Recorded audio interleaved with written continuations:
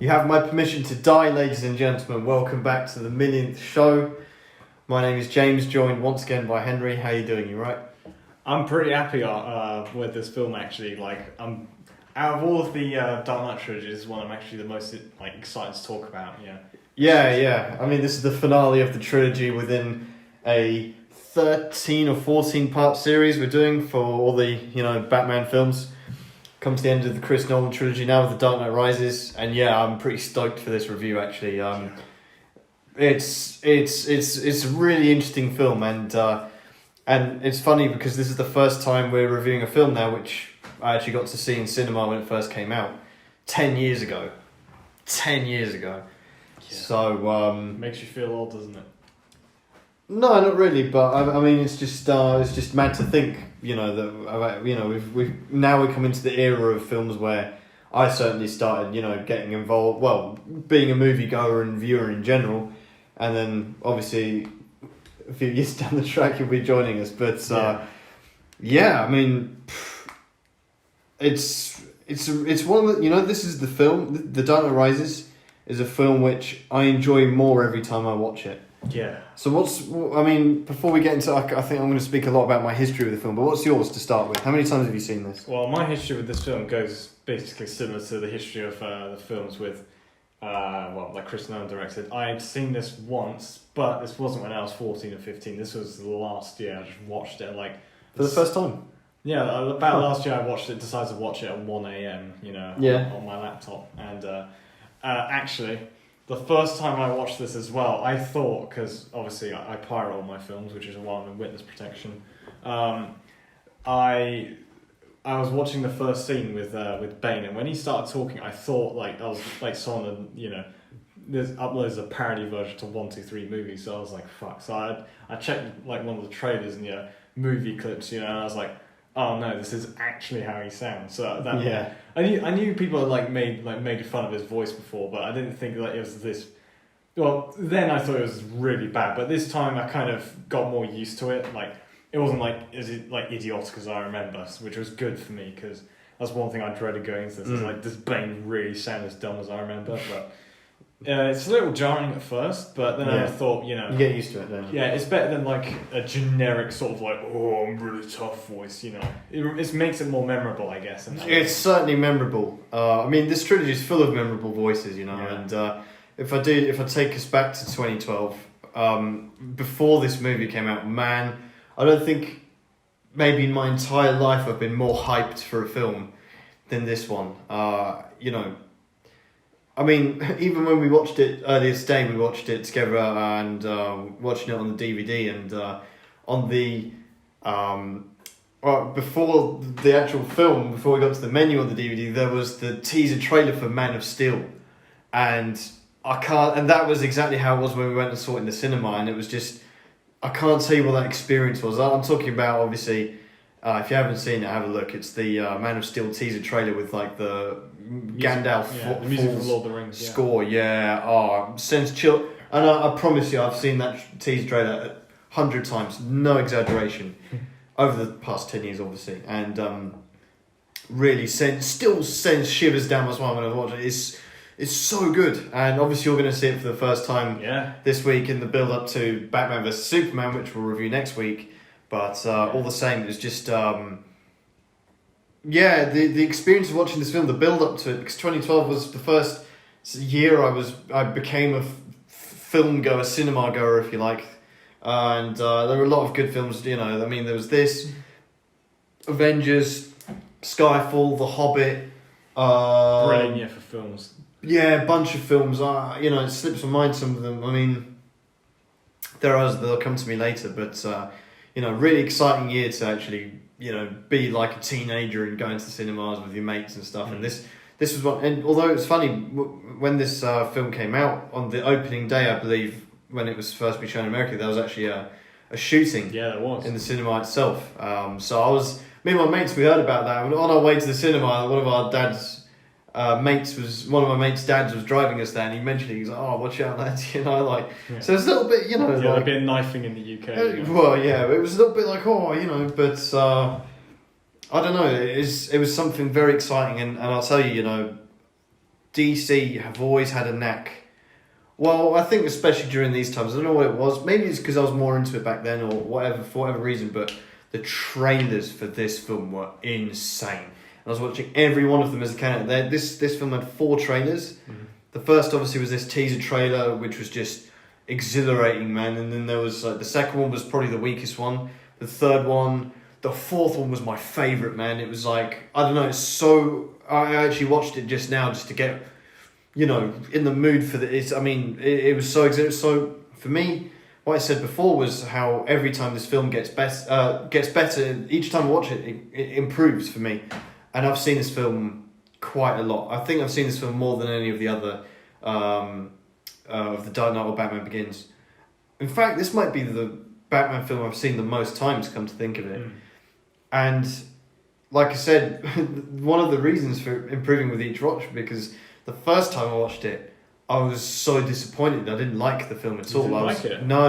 Was it his voice that turned you off? No, because we were aware of that, because we saw all the trailers and everything, and we were all doing, before the film came out, we were all doing impressions of him. We were like, oh, Mr. Wayne, all this shit. We were we were doing impressions of it in the school playground and stuff. We were like, oh, we were really up for it. And I think it was maybe the hype that kind of the what I was expecting versus what happened, and I was felt a bit. I don't know what it was. There was something very underwhelming, and I hated this film when it first came out. And then I didn't watch it. I did. I watched it again. We didn't have online pirating or anything. My mate had some Chinese pirated DVD, so I watched it. Got to watch it, between the 6 months it stopped in cinemas and came out on DVD. So watched it again, and it was I don't know. And then after that, I didn't watch it for a while, and then I revisited it, and I really enjoyed it. Yeah. And now I watch it as sort of a film I watch, I'd say, on an annual basis, and I enjoy it a lot. I have a good time watching this film now. Yeah, I'd say I didn't have the exact same experience, obviously, being a fetus myself, but the time I watched it, the first time and also the previous time, I remember I also didn't enjoy it that much. I was like. Mm-hmm. This is all right, it's a Batman film, but upon rewatching it, I had a similar thing with Batman Begins. I remembered, I actually forgot a lot about it. I remember sort of the main sort of pillars that this thing goes across on. But then probably also because I'd seen The Dark Knight and Batman Begins in the weeks leading up to this, I grew a much greater appreciation for this film, and sort of the fact that obviously this is a trilogy intended to be watched. As a trilogy. And one thing I did notice with this film a lot as well is, it's not they don't use it a lot, but the brief use of footage from previous films, just to establish stuff that happened before. Because what I feel is because of The Dark Knight, loads of people went to watch it and obviously hadn't seen Batman Begins, or someone who'd seen The Dark Knight told their mate, oh, hey, you need to see The Dark Knight Rises, it's going to be great.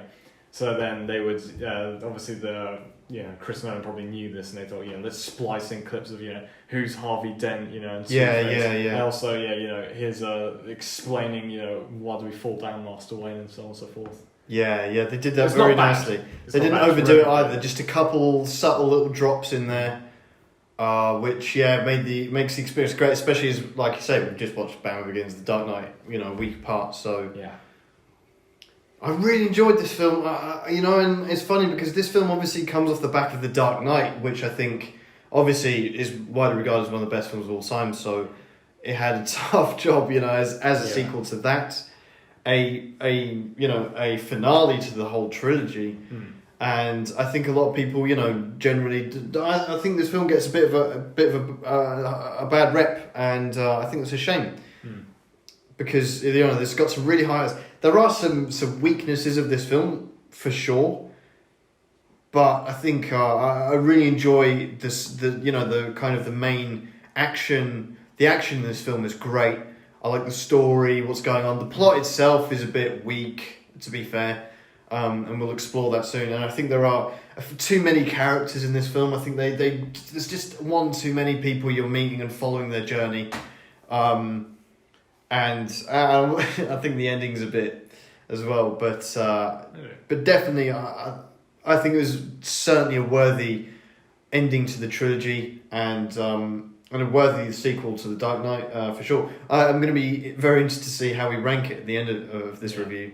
But, yeah, very, very interesting. And like quite a personal film for me, just in terms of that experience, that relationship I have with it as well. Well, I guess we might as well jump into it. We can dive into it. So,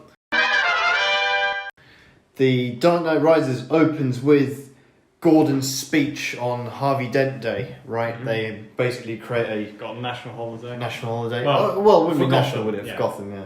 Did they get the day off work, or was it just some kind of local? Yeah, the police. All the police go off working. It's day of crime, like the Purge. But the bottom line is that we kind of get the setting where Gotham's been cleaned up. This is 8 years since the events in The Dark Knight, so they there's giving we've cleaned up now because of Harvey Dent. We'll be chasing library books soon, etc. Yeah, we're chasing the Batman for killing him as well. That's right. Yeah, Batman's gone to hiding. But anyway, we don't even get into all that stuff. We see Gordon speech. Yeah, I believed in Harvey Dent. Yeah, but yes, is it during the speech he has like flashbacks of what actually happened? No, it's a little bit later on, because we get to the opening scene of this film, which for me is one of my favourites, of any film. Certainly in this trilogy. Better than the previous one? Yes, yeah. The plane hijack. The plane hijacking, yeah. It's amazing. It is amazing. I mean, the bank robbery was good, but there's in The Dark Knight, but there's also things where you could say, that wouldn't make sense, a convoy of school buses outside, but so on. Don't get me wrong, brilliant introduction to the Joker. I think this is amazing. I mean, it's so out of the box, because you have I don't know, Bane gets himself kidnapped, some of his guys, and they drive to this plane with this Russian doctor, and then they're greeted by a CIA guy who's the most naive CIA agent of all time. Yeah, you really think he's got him. Yeah. So they get him on the plane, and then they're trying to intimidate them by shooting them or throwing them off the plane. They pretend. Yeah. He shoots out the window. He's like, I totally threw him out there. Yeah. And then Bane calls his bluff by saying, we had to shoot someone before throwing him out the plane. No, we get the introduction to Bane's voice. Well, maybe wondering why you would shoot a man before throwing him out of a plane. So you get straight on, this is what we're dealing with. Really badly ADR'd, by the way. All of his lines are done. Yeah, they're extreme. You can tell they're not recorded. They're just from the studio versus filmed on set. His lines are just posted. That's one problem. I think throws you out a bit. I think. I don't know. I thought it was I think it's a problem with some of the IMAX footage they got with this, that Bane is way louder than everyone else in the room. Yeah, exactly. I can tell you in the cinema it was I still remember. Yeah. He's right next to you versus the rest is a normal film basically. I don't know. Maybe that's intentional. In some ways, where it's no, it wasn't, man. It was just. I don't really know why they went down this route of Bane looking the way he does with this particular mask. Really? No, it's stupid. Because this Bane has nothing to do with Venom. Yeah. The real Bane, the original Bane, Venom, and South American. And I'm not saying Tom Hardy's this is the same with Heath Ledger. It's I'm not saying he's a bad Bane or anything like that, but he's well, he's certainly better than the previous. He's not Bane. He's not. Well, from Batman and Robin, wasn't it? Yeah. No. It was. It was Batman and Robin. Yeah. Yeah, they pull out all sorts of villains. That wrestler, man. Yeah. Yeah. So. Joe Svensson, I think. Yeah. So we have Tom Hardy's Bane. I love Tom Hardy as an actor. He's fantastic. And it's interesting to see. I mean, this is Bane. It's not really Bane. I don't regard this as your classic sort of Bane from the comics or anything. But I like him as a villain in this context. And it's very strange, the voice, the mask. Doesn't really make a lot of sense at all. Especially the way they're going to explain it later on. The mask as well. Yeah, they are. He's not particularly big either. Tom Hardy's not particularly big bloke. I mean, he's certainly beefed up for this role. Yeah. And he is scary, very scary, but... Is it his height you're talking about? Yeah, Bane's meant to be 6'11" or something. Yeah, and with Venom grows to 8'4" or something. Well, I mean, to be fair, the funny thing is he's Tom Hardy's 5'9". Yeah, he's not that tall. And obviously Christian Bale's 6.5 foot. But he had to wear 3-inch stilts. Yeah, platform shoes. Yeah, platform shoes basically, not stilts. But because Fox and Alfred, and then obviously Batman, Bruce Wayne. They're all played by people who are taller than him, so you look a bit ridiculous. Like if he's just like being a big man while he's also like looking up at them. And it's a strange route they went down with this Bane, because again, it's like Heath Ledger with Joker. It's like it's not really, it's not really Bane. It's not really Joker. It's kind of Chris Nolan's own villain that just has to fit some kind of profile within his Batman universe. So he goes, okay, I've got this character. Who's the closest comic book villain I can kind of associate this with? Let's go with Bane. Why not? That's the kind of vibe I get from it. It's not... Well, I mean, this is even less accurate than Joker. This is, like, completely inaccurate. There's nothing... He's just a guy who's tough, basically. Yeah, I mean, the origin story is a little bit, like, born in prison and stuff. Even that's not really actually accurate, but it's funny. I mean... But then again, we got an accurate... Technically, quite an accurate Bane in Batman and Robin. Yeah, exactly. That's what I was going to say. So. Like, sometimes, I guess with the Joker, his origin story didn't even exist in the Dark Knight. But I guess with some of Chris Nolan's ones, like he would do like origin stories his way because the original source material isn't that good.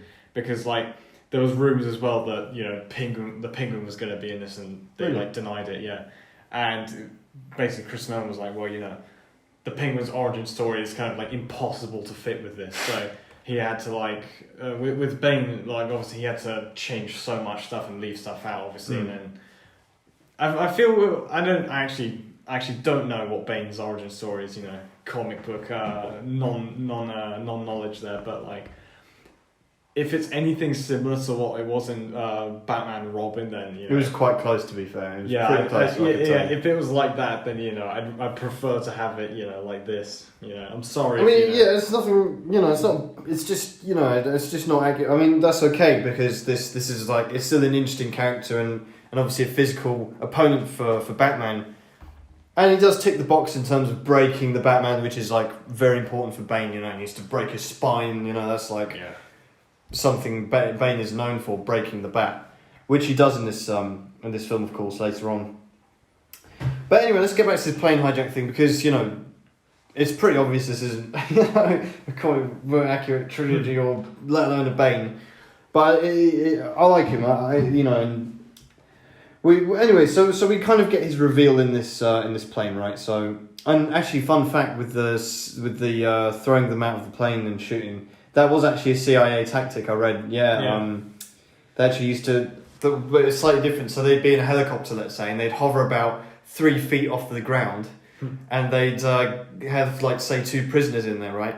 And to make one of them talk, they'd get the other one, throw him out of the helicopter, and so he hears his scream, and they actually do throw him out, but he drops like 3 feet. So it doesn't kill him or even really injure him. He's just thrown to the ground, but it's enough to hear the scream, like, oh no, I'll talk now. To the other guy. That was actually a CIA tactic. Apparently. I mean, the fact that they're flying them away in like a jet like this is also a reference to the fact that CIA would often, and assumingly in this as well, they would often fly people away to like countries like. I mean, it says this plane crashed in Uzbekistan. So places where they have less, legal rights as prisoners, so they can torture the shit out of them rather than the US. Yeah, maybe Guantanamo is too full for Bane, but Yeah. But all the same. Bane reveals, was getting caught part of your plan? Of course! And we're already getting accustomed to this voice. It's very strange, and there's a lot of like lines here. He just like his delivery is strange. I did read that Tom Hardy. I only discovered this very recently, to be fair. That Tom Hardy drew inspiration for this particular voice from some actual South American / British criminal, something like that. I don't have the facts in front of me. But I read somewhere it was an Irish boxer or something like that. I don't know. He drew inspiration from somewhere, and it is a unique and memorable voice. Not really for the right reasons, but it's just something you just got to go along with, don't you? I mean, But anyway,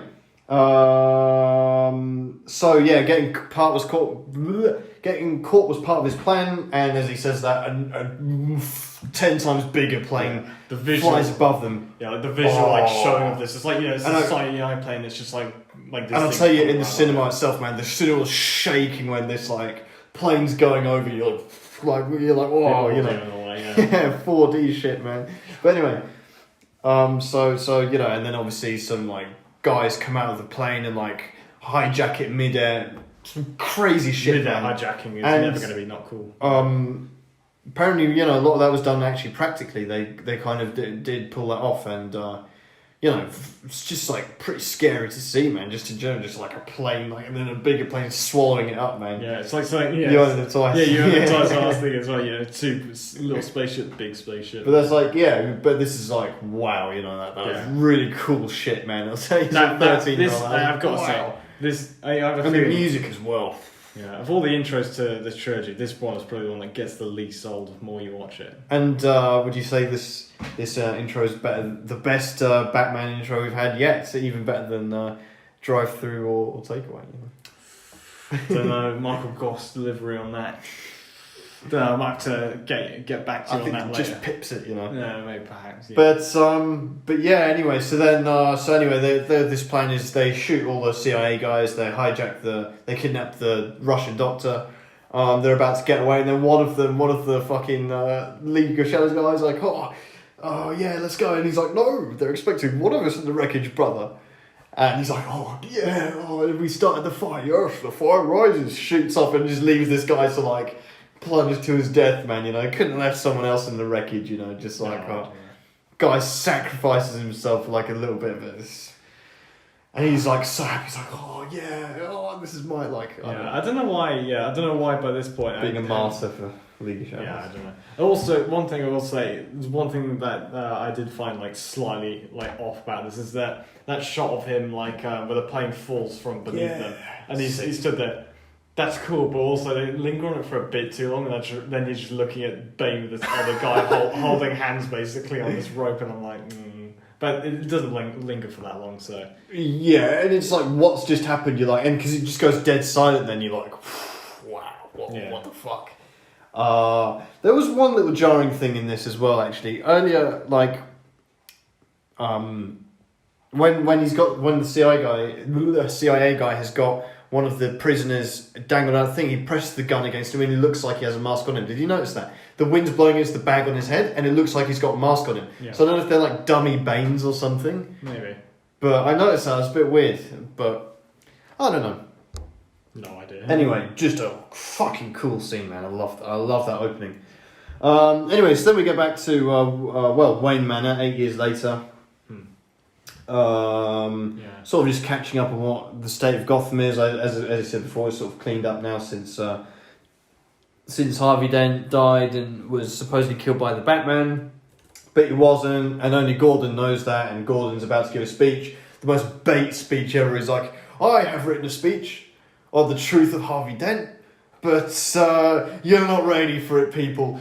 Does the longest tuck into his pocket ever, man. He's like really getting it down, and make sure you notice that speech because that's really important later on. So he like gives it a good old tuck, you know. Yeah, it's like, by the way, guys, I've got the speech on that. Yeah, I got the speech that I'm not going to read. Yeah, so I really hope no one steals this, you know. Yeah.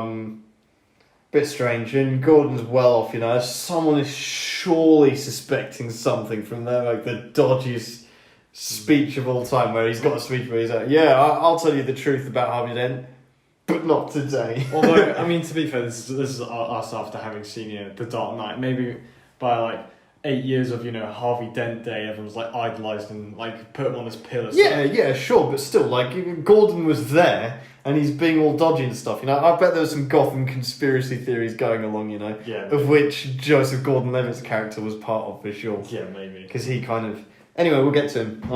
Because for now, this party, whatever it is, Harvey Dent Day is being hosted at Wayne Manor. No one's seen Bruce Wayne for 8 years or, for a long time. He's become a recluse. We see him on, like, sort of the top of the, building, whatever, in the shadows. We get into the kitchen of Wayne Manor where we get a bit of Michael Caine in his element there, just Sir Michael Caine, actually. In his element in the kitchen, sorting out all the maids and shit. Tells one of them, Catwoman, to go and leave food for Master Wayne. So we get our first look at Catwoman, played by Anne Hathaway. the gorgeous Anne Hathaway, I might add. And she goes up and puts this cool plate with the what do you call it? The dish, the dome, but like dome. Yeah, it's so cool. A chart. Those always look cool, don't they? There's like dinner, those plates with the fucking the dome shiny. There's a word for it which escapes me. Charger. I don't know. The lid. I don't know what it's called. Fancy lid. Yeah, she's like having a snoop around, you know. She goes up to the fucking dartboard or whatever it is, and she's looking at it, and then you get a jump scare, man. The arrow smashes into it, and like Christian Bale's there, man, with a beard and everything, and a cane. Fucking, you know, what are you doing here? He's gone a bit cranky over these years. Yeah, definitely. He's he's a recluse, and she's like, you know, you don't have 8-inch nails or whatever, this and that, facial scars. A lot of rumours going around, but bottom line is he notices his speech is open, and he's like, this is supposed to be uncrackable, and she's like, oops, no one told me it was uncrackable. Quite a good line. So anyway, she like basically kicks his cane away. Yeah, because she nicked his mother's pearls, basically. Yeah, the pearls, man. That's the thing I realised. Like, did he as a kid pick them all up or something? Like, when the pearls all fell, you know, you could hear them, but you didn't see them. Yeah, you're right. So what's it called? Commissioner Gordon was like, while they're hoovering at the crime scene, they found these, you know. Yeah, here you go, son, by the way. Good point, actually. But anyway, she makes off with the pearls, jumps out the window, and we get our first glimpse of Catwoman, basically. So I think this is a good point to talk about her, because we would at some point. Do you want to know something interesting about the casting for this? Go on. Similarly, this is something that's related to the next Joker film. Lady Gaga was considered for this role as Catwoman. Yeah. Okay. I mean, for those who don't know, I'm sorry to make you despair a bit, but Lady Gaga is cast as Harley Quinn for the next Joker film. Is she? Yeah, she is. Well, she is for Joker 2. Yeah, for Joker 2. I told you this last week, man. Wow. You get to have the face of Must have disappointment. deleted that in my brain, yeah, man. Well, anyway. Well, she didn't ruin this film, so... No, I mean, Anne Hathaway's Catwoman, we'll rank them, obviously, at the end of this. I mean, she looks great, but I don't think she was really necessary in this film. More of a distraction than anything, you know? I mean... I think she's just not needed. To be fair... I wasn't really convinced by Catwoman either. I don't think Anne Hathaway is the best actress of all time. Yeah, well... not really convincing in this film, in my book. I mean, I forgot that Catwoman was in this film. I mean, to be fair, I forgot a lot about stuff about this film, you know. I might have to check myself for dementia, but I thought she was pretty good in this. I mean, listen... Gives Michelle Pfeiffer a run for her money, I think. I don't really think so. We'll come to that later. She doesn't have a scene where she licks Batman's face for starters. Well, no, but... I mean... To be fair, she is coming against a high bar in terms of, Chris Nolan villains, which are fantastic. Heath Ledger's Joker, Liam Neeson, Scarecrow, Two-Face, Bane, these are very top tier. So, I mean, she's also a bit of an anti-hero sort of villain, but... Yeah. I don't think she's really necessary in this film. Don't forget Daggett, he's also top Daggett, tier. Man, Daggett. Well, we actually come to Daggett actually here. So, because we get a little moment with, we meet Daggett and Talia al Ghul, who we don't know is Talia al Ghul, but it's actually Miranda Tate. Yeah. For now. This is another one where I was like, yeah, there's this whole kind of, plot twist where it's just this random Miranda Tate person that keeps popping up during the film. You're like, okay, and then turns out to be Miranda Tate and the daughter of Ra's al Ghul. Yeah, Ra's al Ghul, the most underwhelming plot twist of all time. Yeah, no, I forgot that plot twist. Yeah, it was like, okay. It was by the end. I remember it was funny watching the end. I was like, oh yeah, I know she stabs him. There's a plot twist, but what was the plot twist again? Because it's such a it was like, by the way, I'm Talia al Ghul. So, I'm sorry. I would rather they just have Bane be, Yeah, man. So it sidelines him a bit. I'm like, okay. I know, and I think, this is the thing. This is why I mentioned Catwoman earlier. I think you're right. You should either have in this film Talia al Ghul or Catwoman, not both. Yeah. And then if you get rid of one of them, you get to really focus and concentrate and give one of them more to do. Whether that's Catwoman or Talia al Ghul, I don't really care. That's the funny thing. Because to me, when watching this earlier, I sometimes mix them up because they look a little similar to me. I was like, hang on a second. Oh, no, that's Talia al Ghul. Sorry, no, that's Miranda Tate, of course. But it's definitely cool to see Daggett, hear his name. I was like, oh, nice one. Yeah. We also get to meet Joseph Gordon-Levitt's character. His name in the film is goes on to be revealed as Robin, but what's he called? He's Officer Blake, I think. Blake, yeah, Blake. So we'll just call him JGL for now. JGL. I'm gonna JGL. JGL. I would just call it Blake. Yeah. Blake. All right, let's go with Blake. Officer So, Blake. Or we could call him Robin. No, That's his government name. That's so bad. I know we're skipping right to the end already, but fuck me, man. Yeah, I was like, we didn't That need was him terrible. I remember, that's probably why I walked away from the cinema so disappointed. I was like, really, really, really, Robin, really? Like, that makes no sense. Yeah, because it's Dick Grayson, not It's Robin. Dick Grayson or Jason Todd or whatever you want to go with. It's not called Robin. It's just dumb, man. And yeah, and also I thought, Chris Nolan was dead set against not having any mention of Robin in a trilogy. Yeah, he does. And this is the problem, when it was like, oh, so there's going to be a fourth film or not. There was you can imagine seeing that at the time, and I thought, well, there must be a fourth film then. Yes. They really leave it on the. Yeah, they tied it off thing and where it's also like, left it open. I don't know how They managed left it wide open, so because the last. We're skipping. We'll get to the end when we get there. Yeah. But anyway, we're meeting the team basically. But you know what I'm trying to say? We've seen Alfred and Bruce Wayne already. That's good, familiar faces, and Gordon. Yeah, they're trying to introduce. But in the space of the first 10 minutes, we've got Bane, Talia, Daggett, Joseph Gordon-Levitt, and Catwoman. That's 5 brand new characters. Yeah. Just a bit too much, I think. Well, anyway, could have done with 3. Yeah. Anyway, so Bruce Wayne, we get a bit of detective work for Bruce Wayne where he's looking up Selena Kyle, Catwoman, in the Batcave. Yeah, Alfred. He has a chat with Alfred. He's still crying over Rachel 8 years later. Yeah, literally, no one gave a shit. But yeah, man. Alfred's telling him about his fantasy, yeah. where he sees Bruce Wayne in a cafe, and he wished he never came back to Gotham. Blah blah blah. All this shit. Yeah. I mean, I'm glossing over it. It's obviously. He's like, I wish you just get a life, basically. I'd hook you up with a chimpanzee. Yeah. Alfred, he knocks it out of the park in this film, man. As Michael Caine, he's outstanding in the entire trilogy, but this one especially. Later on, it gets so emotional. In fact, the whole film, he's basically losing patience with Bruce Wayne, and he's just frustrated and obviously now, basically this is leading up to Batman, Bruce Wayne deciding to become the Batman again. But anyway, we get another little look at Joseph Gordon-Levitt. He's visiting the orphanage because some kid's brother died, so in he the goes... sewers, that was. In the sewers, yeah.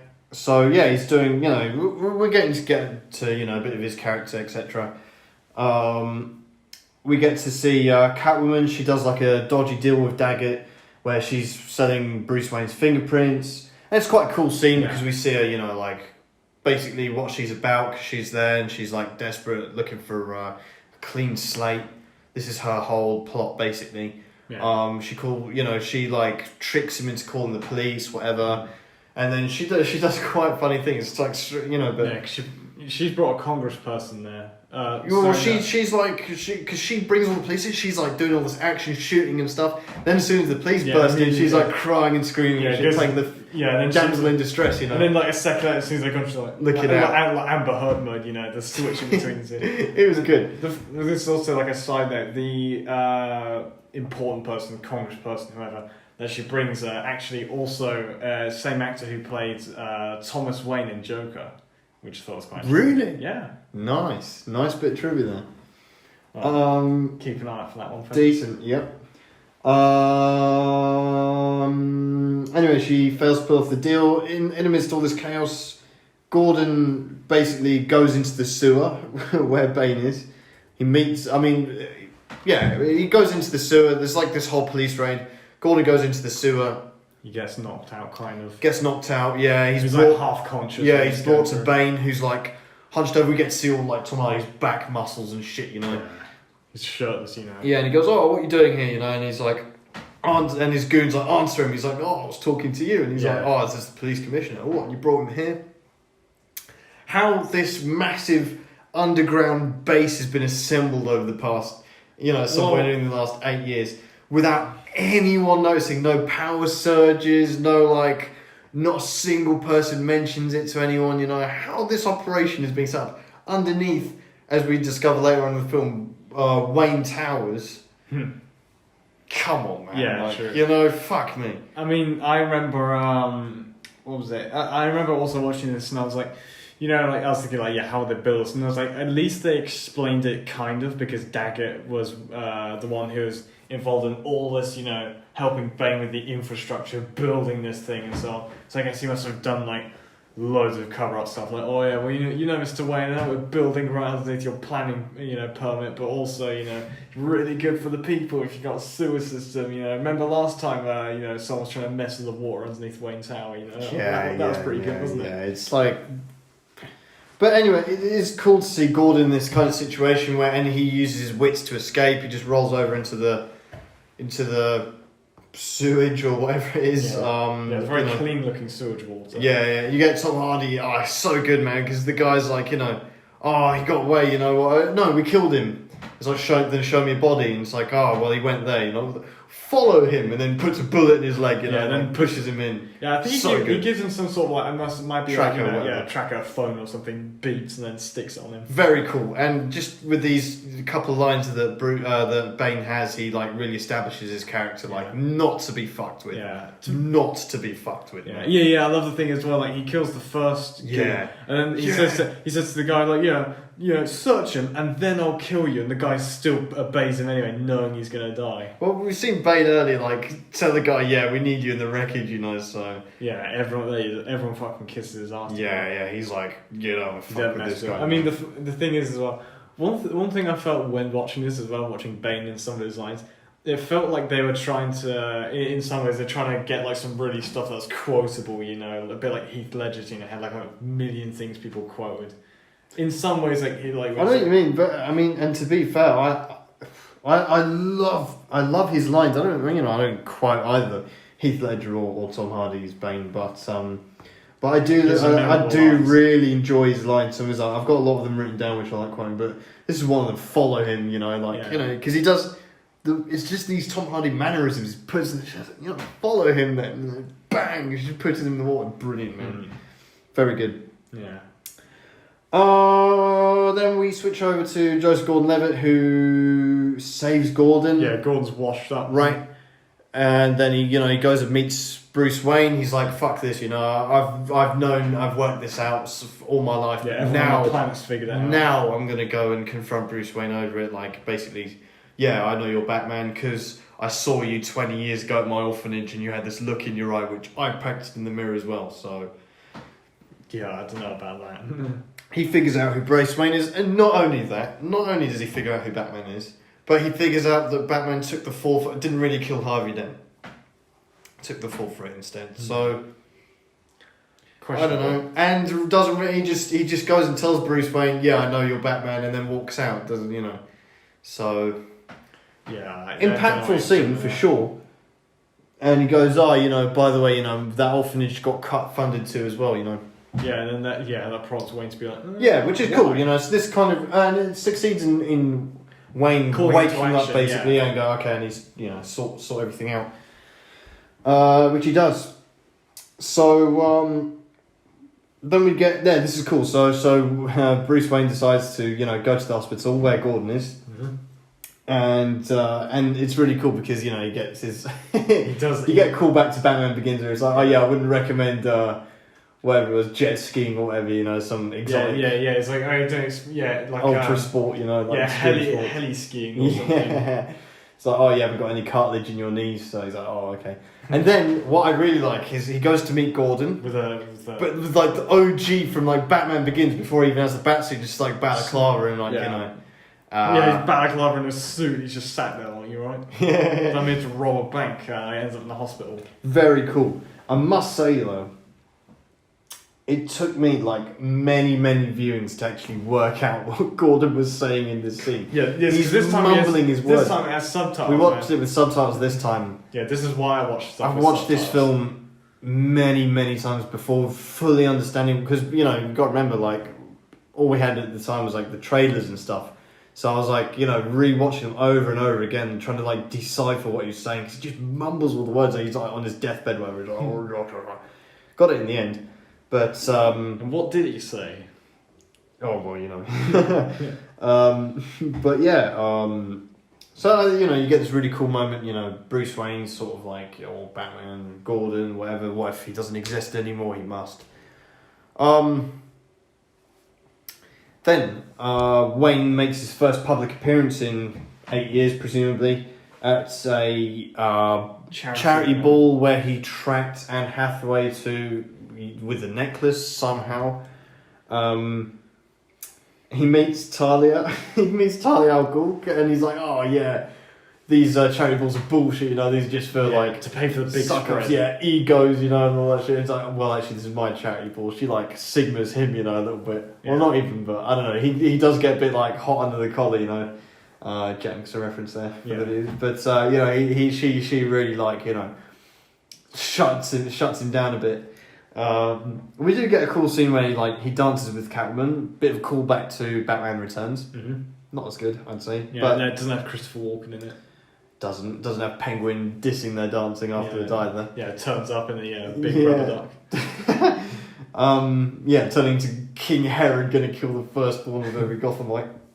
But we do get the storm is cut. There's a storm coming, like in every epic film ever. Yeah, there's a storm coming, which is cool. Catwoman, Batman takes back his pearls, but then Catwoman nicks his car keys, and Bruce Wayne comes back out of the thing. He's like, "Oh, your wife said to take a cab home." He's like, "My wife," and then she's driving away in the Lambo. Alfred picks him up, get a good little bit of banter with him. Was it in a Bentley? I think it was a Bentley. Nice. If I get it wrong, Top Gear, come at me. Love Alfred, man. It's so good in this. Yeah, Michael Caine's Alfred is just. It is best casting ever, perfect man. casting. It's so good. Every line is just perfect from him. Delivery. He's so good. His chemistry with Bruce Wayne is just the best, man. Well, anyway. Bruce Wayne goes and sees Fox for the first time, and presumably a few years as well. And he's like, "Yeah, you're fucking up my company." He's like, "No, you are actually." Yeah. Yeah, because you fund all this money into a fusion reaction project. You spastic, And then he goes, is that everything? And he goes, "Yep." And he's like, "Oh, well, these meetings used to end with an unusual request." Yeah, I like that. Call and he goes, "Yeah." He's like, "Well, let's go downtown for old time's sake, Yeah. And he shows him the bat. Yeah, which we don't get to see I yet. do like the fact you get to see other tumblers as well in there as well. Becomes important later on. Yeah, but this is why I don't like the Tumblr, man, because it's like this kind of brings down the Tumblr for me. Really? Oh yeah, of course, because you just it's not special anymore. It's just like no, I thought the fact they bring it back is amazing. The fact they turn it against. Yeah, it's cool, but it's like. That's why it's not really a Batmobile. It's just like any. I know, but we've been there for this already. I know, but I don't want to revisit this. The Tumblr is black, right? These ones are Yeah, but these ones are cooler, if anything, because they've got these cannons mounted on them. Yeah, but then I think the other one did as well, though. Didn't have a big cannon on the top, or like missile launchers. Yeah, maybe they'd improved them, perhaps, or maybe military. But also, I don't know. Although we do get the nice callback to. Yes, Mr. Wayne, it does come in black. Yeah. Great line. Great line. Morgan Freeman's on point as well, man. Him and Michael Caine, phenomenal. And actually, there's a fun fact about this as well. The person who was designing, doing the production designing for the Batwing, or the Bat as they call it, they actually, like with most of the gadgets and vehicles in this, they tried to make them make it fit with all the others, to be sort of realistic and based off of real military projects, which of course it looks like a flying modern mouse, but he based it off of the Harrier jump jet, a Bell Boeing V-22 Osprey, and an Apache as well, some Frankenstein's monster mix of the three. But with a flying vehicle like this, it's a bit hard to justify it. But regardless, even if it is not necessarily so realistic, it looks cool to me. I know. Really? Yeah. I hate this thing. You man. hate it? Yeah, it looks awful. It's so ugly and stupid and makes no sense. There's like, what is it? Well, you just told me it's like a combination of these two, but that means that's like the weirdest looking thing ever. It has no place in this unit. It could look. I hate it. I hate it. It could look more like a bat, to be fair. I don't care that it looks like a bat. You know, that's kind of out the window when it comes to Chris Nolan's trilogy. All that stuff goes out the window, being like true to the comics or anything. That's fine, but I hated it. Honestly, man, it was terrible. I don't know. I think it's the scene. I think because it sacrifices, comic book accuracy for the scenes. I mean, the real Batwing man is the one in '89. Looks sick, It looks it goes perfect, up. It goes up against the moon and everything. everything. Yeah, man, that's the Batwing. What's this piece of shit, man? I hate it. It's like This is what you said about the Tumblr, though. This is worse than Tumblr. Yeah, I can see. I can see it as well. I never liked this. I never liked it. It just looks weird. It just doesn't make any sense. It's just so strange. I don't know, but it's fun to watch at least. It's cool to see it fly around and shit. I don't know. It's like a weird drone. Yeah. It even moves like one. Yeah, well, this is what happens when you try to make something realistic, Yeah, and you just make the most unrealistic looking thing of all time. So.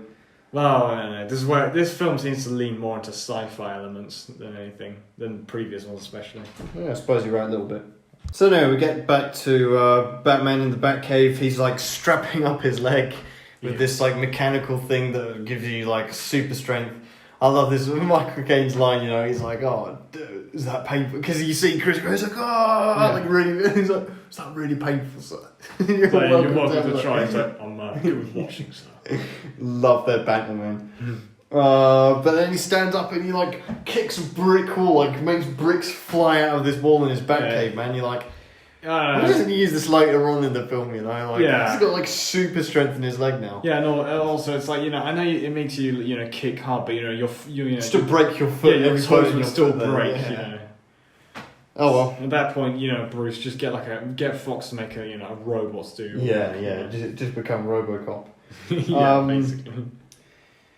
So anyway, Batman's ready to go back out to war. Alfred's in the back telling him Bane's origin story, like, this guy was in the shadows. You heard some rumours about him, Yeah. Gives about half of Bane's origin story. Yeah, this Bane trivia to him, Yeah. Some say he, can crack open a watermelon between his hands, Yeah. Some say he's got a fleshlight in his mask. Anyway, so then we actually cut over to the Gotham Exchange. Oh yeah. Which is pretty cool, like this scene. It's a bit confusing, like how it relates to the plot, but with Mr. Daggett it does. Yeah, it's like okay. It makes for a cool scene though. That's this whole film. The plot is complete bullshit, doesn't make any sense, but it makes for really cool scenes and setups. Which is all that really matters at the end of the day, right? Yeah, with films, especially these. The same year as Skyfall, so same story, really. Yeah, exactly. Like, I'm gonna make this stupid planet's definitely not stop from Heath Ledger's Joker. Anyway, we'll get to that when we review Skyfall. So, what I like about this scene actually, just in the build up to it, is the shoe shiner and the cleaner and stuff. They're all like, they'll put like there's a bit where the cleaner, I think he's going up the steps and you don't see it until they like hangs by his side there, like he's got an Uzi on him, man. So because when I was watching this, I was like, my brain was on autopilot. I was thinking for a second, and I was like, hang a minute, why are they focusing on these random people? And I was like, okay. I see them with a sidearm. I'm like, oh, okay. And you see Bane shop like, so you need to remove your helmet, And it's like Jaws going through the air scanner. Yeah, quite a lot of James Bond parallels here, aren't we? Yeah, I know. It's James fans. Anyway. So we get this whole kind of showdown in the Gotham Exchange, police showing up, all this shit. They basically, escape by motorbike with a hostage each. Yeah. Very cool. And as they're driving away and this underpass and like car park and shit, police are in pursuit, and then Batman comes the up. lights start fucking up, and then it's like, one of the old cops to the young one is like, you're in for a show tonight, son. Batman shows up on the Batbike, pulls out... Do you mean the Bat Pod? Yeah. My mistake.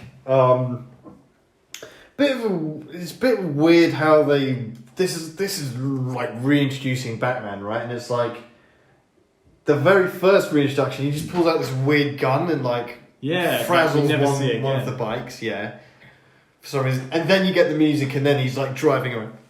I don't know why they didn't just cut that first bit out altogether. I don't know. I don't get also why they had this. Because I saw it's like EMP gun. Because he uses it was like really cool. He uses an EMP device on like all the journalist cameras, and then. I forgot to mention that. That was so cool. Yeah, when he steps out of the limousine for the first time, and it's like everyone's taking pictures of him, and then he like shuts them all off. I bet every celebrity wants one of those. You know. Yeah, like, I mean, I think you could probably build one, but it'd be illegal to say how. So cool. I love that. I mean, yeah, to be fair, it's a bit weird seeing Batman use this weird electric shotgun, but it looks cool. But they never see it again. It looks cool. It's like sci-fi as fuck. Yeah, but probably like, they spent too much of the budget on it, so they had to show it for a scene. Yeah, it's just a bit of a strange thing to use though. But anyway, basically they go on this kind of police pursuit chase thing, and the police are like, "Oh yeah, let's get Batman. Fuck these criminals, man. Let's get Batman." You know, because he killed Harvey Dent. Yeah, because at the first, it's like so he killed Harvey Dent, not this random robber. And I was like, oh yeah, I forget. They all still think he killed Harvey Dent. So they corner Batman, kind of like in the middle of the thing, and you get the most convenient truck ramp of all time there, man. Yeah, I remember I looked over at you and you're just shaking. What the fuck, man? I mean, yeah, he's Batman's got a really nice, smooth little like. Yeah, Batman's literally in GTA, you know. I mean, to be fair, what else were they going to do? Like have a bunch of cars stacked up conveniently? I don't know, man. If you're going to have the Bat in this film, that might have been a good time to summon it. You know, yeah, just that's like a good point. something like that. Although then you have the awkwardness of him touching down, getting into it, being like, right, bye police, you know. I don't know. I mean, we do actually get to that because Batman, jumps onto this truck ramp thing and then into this alleyway. And they're like, we've got him. He's like a rat in a trap. Yeah. You got the wrong animal there, son, because he flies off in the bat. And we see like the fat cop with this hat getting blown off and everything. It's pretty cool. So, Batman makes off in the bat. We get back to Catwoman. She has a bit of a confrontation with Daggett where she like cracks his safe, but there's nothing in there. She's been double crossed. Batman basically, they have a little confrontation with the gun and everything.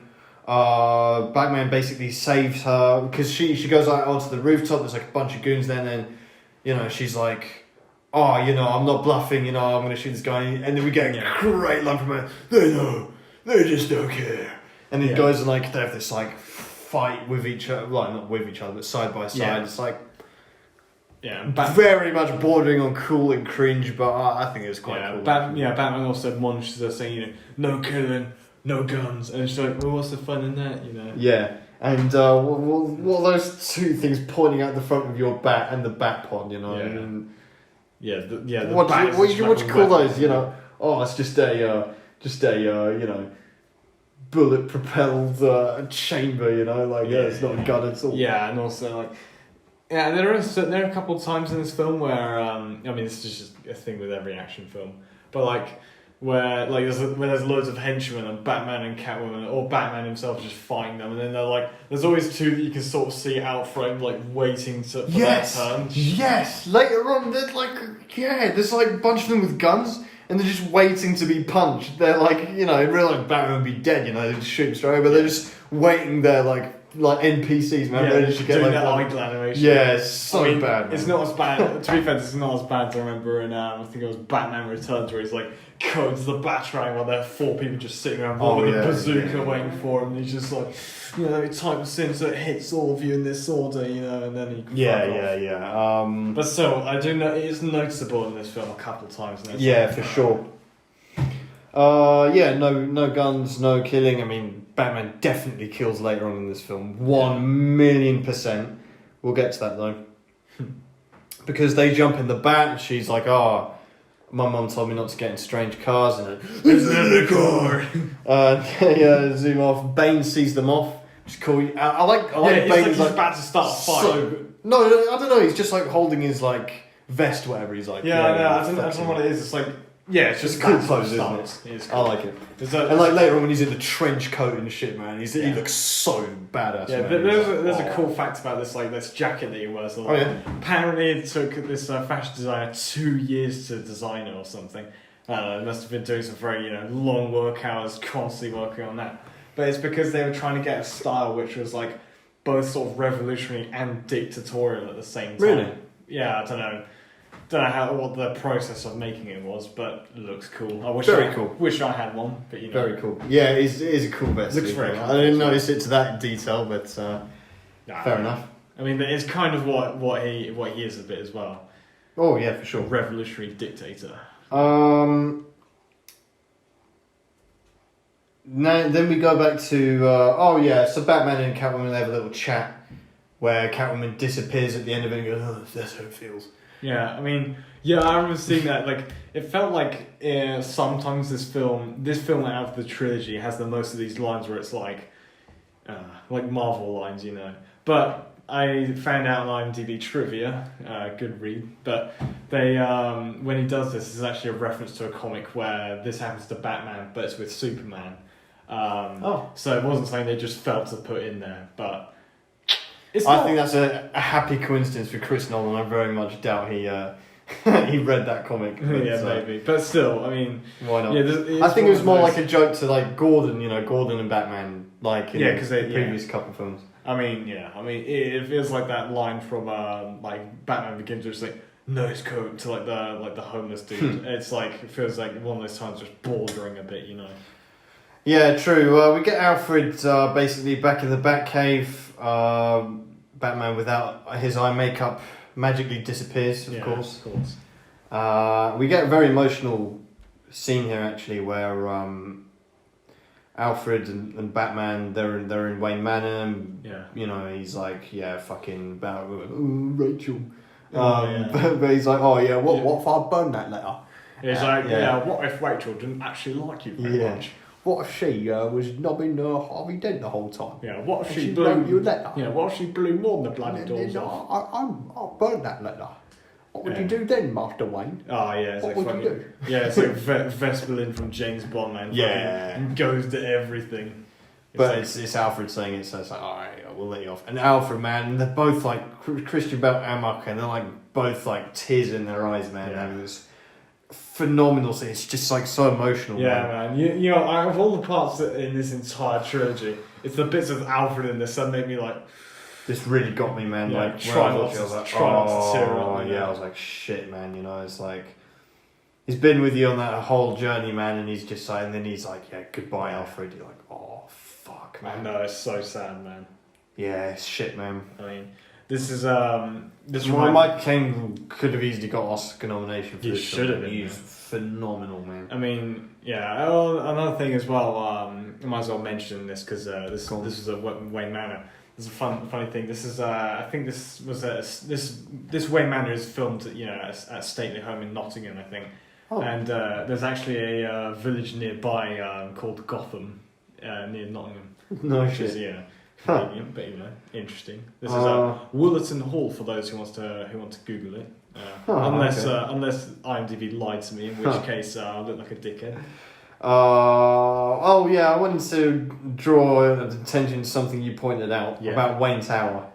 Yeah, man, Wayne Tower. Something I've never noticed. Straight away. Yeah, I remember when you mentioned that in this trilogy, it just fucking looks like it's being filmed in New York, and in the first two, Batman Begins and The Dark Knight, most of this was filmed in Chicago, but this one, a lot of it was filmed in Pittsburgh because, and I quote one of the producers, Emma Thomas, saying that they shot literally every inch of Chicago in the previous two, so they didn't want to have samey looking things, streets and all that. But the other thing was the fact that in Batman Begins, Wayne Tower is this very pretty looking building that's like very iconic sort of, but it's also like it's got the train line which is obviously destroyed when Ra's al Ghul fucking gets detonated. It just disappears in the Dark Knight. Yeah, it disappears in the Dark Knight, but it's like the whole of it's like the whole you get metro overshot. system. Yeah, so you have overshots of Gotham, but then in the Dark Knight, it's completely changed. Like it's got this completely different building. Yeah, it's the New York look, and then the Wayne Towers building is this really boring black concrete and steel box which says Wayne on it. Yeah, I never noticed that until you pointed that out. It's, like, it's so disappointing. Like, yeah, it's like because the one in Batman Begins does look really cool. Yeah, and it's then like this film and the Dark Knight Rises, it's like so what happens? like any building. Yeah, I mean this symbolised how Wayne Towers gone, how Wayne Industries has yeah, it's gone. not like they knocked it down and built it up again, but anyway. Yeah, sure. So Alfred quits, basically, very emotion, and the next morning Bruce Wayne wakes up, the door's ringing, and he's like, Alfred, oh, he really did quit? Fuck. Yeah. So he answers his own go door. downstairs, yeah. Fox is like, well, you answer your own door, but then I'm also like, well, you're knocking on the door? I don't know, like, you're a pretty important guy as well, but either way. Yeah, you expect someone like Fox to come in through the ceiling Yeah, with a gadget. man. Fox meets up with Bruce Wayne, and they take Talia to this nuclear bomb / generator they've Yeah, made. it's a fusion This is reactor. very loosely, like, very far-fetched shit, man. Oh yeah, well, this is... I mean, fusion reactors exist in real life. yeah, but it's like... yeah, of course they do, but it's like, you know... oh yeah, this is, you know... this could fall in the wrong hands and become an atom bomb, you know? No, I mean, no, but that's the thing though, like, in real life, they're always, you know, tight-fisted with, like nuclear power plants, because they can really quickly be converted to making depleted uranium for nuclear bombs.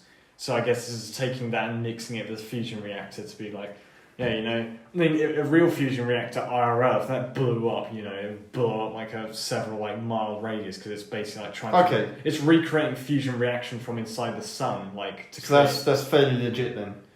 Well, they definitely study that. They definitely concentrate that much in physics. No, they definitely don't. Fusion reactors don't look like this, obviously. There's like, you know, comic book shit. But if a fusion reactor were to go, you know, critical or whatever physics term is for it, because I, you know, slept in my physics class, it would not be good.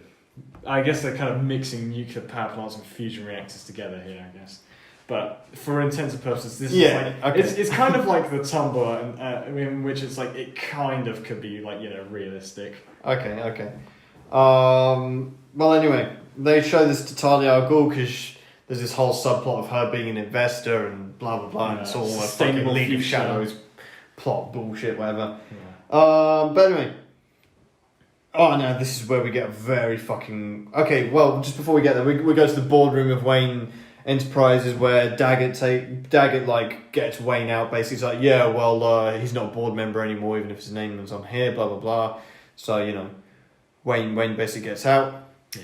And then Daggett goes and meets Bane because he's like, oh, you know, and this is funny. Speak of the devil. I've watched this film many times. Yeah, I forgot they said that. Speak of the devil, but I've heard that expression and used it myself so many times, but I never knew the follow-up line. Speak of the devil and he shall appear. I never heard that until this viewing of the film, let alone in real life. I've never... very cool. Is it? Yeah, that was a lovely thing where he's just like, yeah, speak of the devil and he'll appear. Yeah. And then he's like, yeah, well, fuck you, you know, I'm in charge. And he just puts his hand there. Yeah, he's like, I paid you this much. But the way he just goes, he just puts his hand like that. And he's like, do you feel in charge? Yeah. It's like, he's the like, power shift is mad. He says to his henchman, like, yeah, you stay in, and he's like, go, no, you know, you fuck off out of here. And his henchman's like, you feel in charge? And he starts like caressing his face and shit, man. It's like, oh fuck, man, so intimidating, man. Yeah, like something, it's like very weird, but it's like, oh, it's so scary, man. And like obviously the way it's filmed is like Tom Hardy's like towering over this guy, you know, and he's like sweating, man. It's very, very good. Really builds up this like fear that you have of Bane. It's very legitimate, very well done.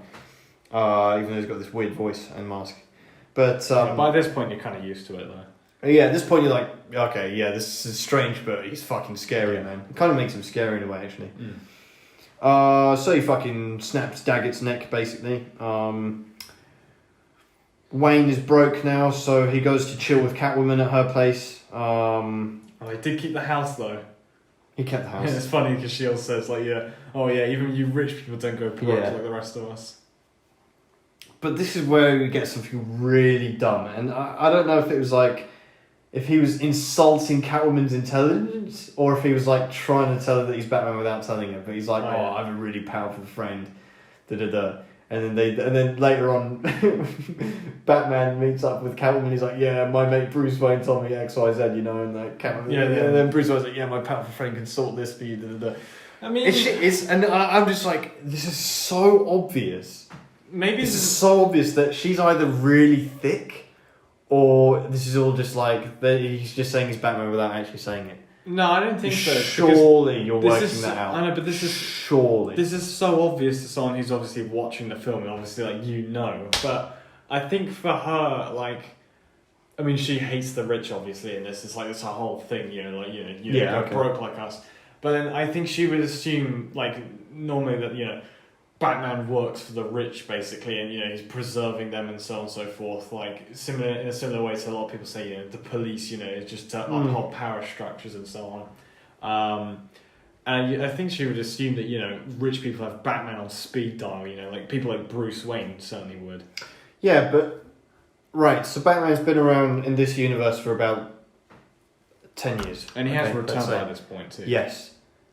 So I'm sure by this point there's been lots of conspiracy theories. Who could Batman be? Blah blah blah.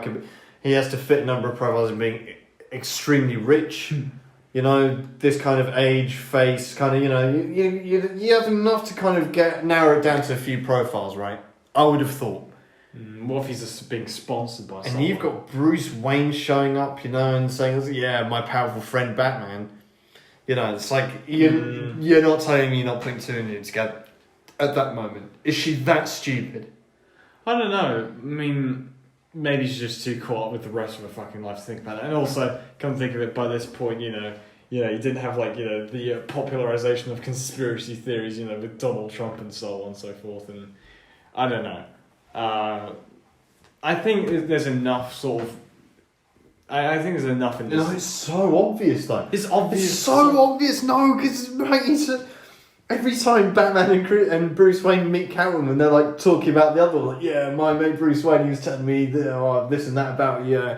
And then when he's Batman, he's like, my powerful friend Batman, he told me to tell you that, he really fancies you. I mean, we should go for lunch, I think it becomes more bait later on, but here's so not bait. Alright, maybe the first one you get away with it. They keep doing it, I'm like, fucking hell. The more it goes on, the more bait it gets, and to the point at which she references it. Like, and to the point she does work out, because Bane says, oh, Mr. Wayne, and then she's like, no way! I never saw that coming. Like, come on, man. Come on. He's like telling her he's Bruce Wayne without telling her, man.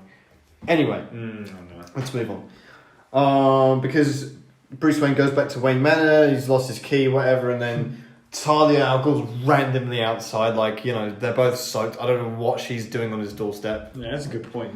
And he can't get back in his own house, so they break into his house, I guess. Yeah, it seems like a very easy place to break into. Yeah, and they're basically hook up, they fuck by the fire. This is the most forced relationship I've seen in a long time, man, in this film. So forced. They're just they just met a couple of times, literally. Yeah, and he's also talking about, she picks up the photo of picture of Rachel, yeah. And he's like, who's that? And he's like, Rachel. Yeah. And then he's like, let me kiss you. Yeah, and they're just like, alright, let's fuck now. By the fire. It's like men only have 4 moods, or 2 modes. It's like, alright, that was quick. But it's just for the sake of fulfilling the Batman, Talia al Ghul, love Jason Todd yeah. lineage, right? Because Jason Todd's Batman's son. Through Talia al Ghul, if you didn't know that. Well, Chris Nolan. Chris Nolan for once going by the comic. He goes with the comics for some of the weirdest, most out of stuff that no one knows, and then it's like, oh, I'm not gonna go by for the stuff that everyone does know. Yeah. Anyway. So they bang by the fire. So they fuck by the fire, yeah, and then earlier, obviously, when he had a chat with Catwoman, he's like, yeah, meet Batman at this place at midnight, whatever. Mm-hmm. So he goes and meets her. And they do this thing where they head down the tunnels and shit, and they're taking out these goons, and it's again, you're very much on the line of cringe and cool, man, because you got Catwoman he's behind you. Who? Me. Bang. It's like, I wasn't buying that, man. It's like stupid and shit, man. I don't know. And then a bit of fighting and stuff. It's kind of cool. There's a bit where it's like they're shooting him in the tunnel, it's like lighting him up, just the gun. Yeah, to be fair, I and he's thought... coming close, like boom, boom, boom, like a horror film, man. Like, fuck. To be fair, I thought that's like, it's not bad. It's not a bad part at all, but it's like the budget version of the muzzle flash scene from the Batman, For sure. That's It's what like the it same reminds me thing, of. basically. But like, this is very cool. It was. I like that. Anyway, it basically leads up to Batman, Being trapped in the cage. yeah, being betrayed, meeting Bane, and they have their fight. It's fucking cool. To be fair, it's like they're like exchanging punches. Bane catches the punch and shit, man. And like, and they're having this dialogue. Oh, Mr. Wayne. You fight like a young man. Yeah. Nothing held back. Legal shadows. Oh. Yeah. Darkness is my ally. I'm going to break the back. Oh. I'm going to break your back. Yeah, I mean, we take the piss, but this is a very fucking cool scene, man. He's like, they're beating 7 shades of shit out of each other, and I know, but the fact that Tom Hardy is not even he's not even flinching when he's being punched, basically, for a lot of them. Yeah, and it's really cool because obviously Batman's like trying to use the what's the quote? The League of Shadows thing. It's like, theatricality and deception are the tools of the uninitiated, but we're initiated, aren't we, Bruce? Like, he tries to play on this. He tries to throw something to start. And he's takes the lights out. It's like, you think Darkness is your ally? This is a great line. Darkness is your ally. I was born in the dark, molded by it. Betrays you. Yeah, I was born in the dark, molded by it. I didn't see the light until I was a man, and by then it was nothing to me but blindness. Unreal line, man. Yeah, so I love it as well. It's like because everything's gone dark and he's looking around. And he grabs Batman. Just grabs him, yeah, man. And it's like that never happens. And I totally buy that. As well. I'm like, yeah, that's fucking sick, Because at this point we're led to believe Bane was like born in the prison and shit, Yeah. Which we guys find out he wasn't. In the which epic is fucking plot twist, which is fucking stupid. Come think of it. No, the Yeah. fact that he isn't. We'll get there, but it's still cool. He obviously, while Batman's down, he like explodes. It's like, let me show you where my base is. It's under your, your, toy room, basically. The logistics of building this is like dodgy, but still. With Daggett's help, yes, I think it's possible. maybe, yeah. They smooth that bit out enough, I think. But the thing is, although I didn't pick up on that until you mentioned it. Just I'd forgotten this happened, and when I saw it, I was like, shit. Yeah. Because this is fuck. one of the things that I love about this film. The fact that they, much more so than the previous two, they rack up the stakes so high, and they bring Bruce Wayne down lower than ever before. They really. They steal the tumblers, man. These fucking military vehicles that wreak havoc. And they nick all his gadgets and nick all this. I mean, to be fair, the only thing that you see them use is the tumblers, but still, all this stuff, he just basically, pikeys off of him, man. Mm-hmm. That's right. So then we get basically, and then this all, basically, they have this fight. Bane picks up Batman, breaks his back. You just get that epic, bang, right over his head. That's proper, that's really ticks the box of Bane is that guy who broke the bat. To be fair, one thing, when he does actually break his back, I wish they edited in a more louder fucking bone crunch. You want to see it snap like a Twix, do you? Yeah, no, but also when Bruce, he doesn't really let out that much of a yell. I think for someone who just snapped their back basically. Yeah, but you get the little sound effects ooh. I mean, it could have been way more satisfying. I feel. Nah, I think that was great. It was well done, and he like takes off the mask, and he's like, you know, it's like the mask's like been shattered, but it's like in two pieces. Picks a part of it off, and he's like walking around with it, like Yeah, he throws it away, Good power move there, Tom Hardy. Yeah. By this point, everyone on the planet knows who Batman is. Yeah, literally, man. And then we get Joseph Gordon-Levitt. He's like, he goes to Wayne Manor. Bruce Wayne isn't there, so he's chilling in his car, and he just happens to spot Catwoman and recognise her. Complete bollocks. But he basically follows her and has a chat with her. Like, did they kill Bruce Wayne? She's like, I'm not sure. And then Wayne wakes up in like hell on earth, basically, as it's described in this film. He wakes up in this prison. He's the second time in it. Actually, no, this isn't in Asia, because they don't reveal the location. They didn't reveal the location, but this is what leads me to believe this. The theme that plays with Bane has something that means rise in Moroccan. So I'm assuming this prison is in Morocco. Huh. But then again, there's the reason questions as to how Bruce Wayne gets from here to Gotham. Certainly fucking does. You could say that again. Sony's broke as well. We'll get to that. Anyway. Yeah, but he actually swam. That's what he was doing the push-ups for. Yeah. Well, anyway, he wakes up in this, and again, Bane has this amazing speech where he's like telling Batman, basically doing some exposition like Bond villain style, man, explaining his old plot.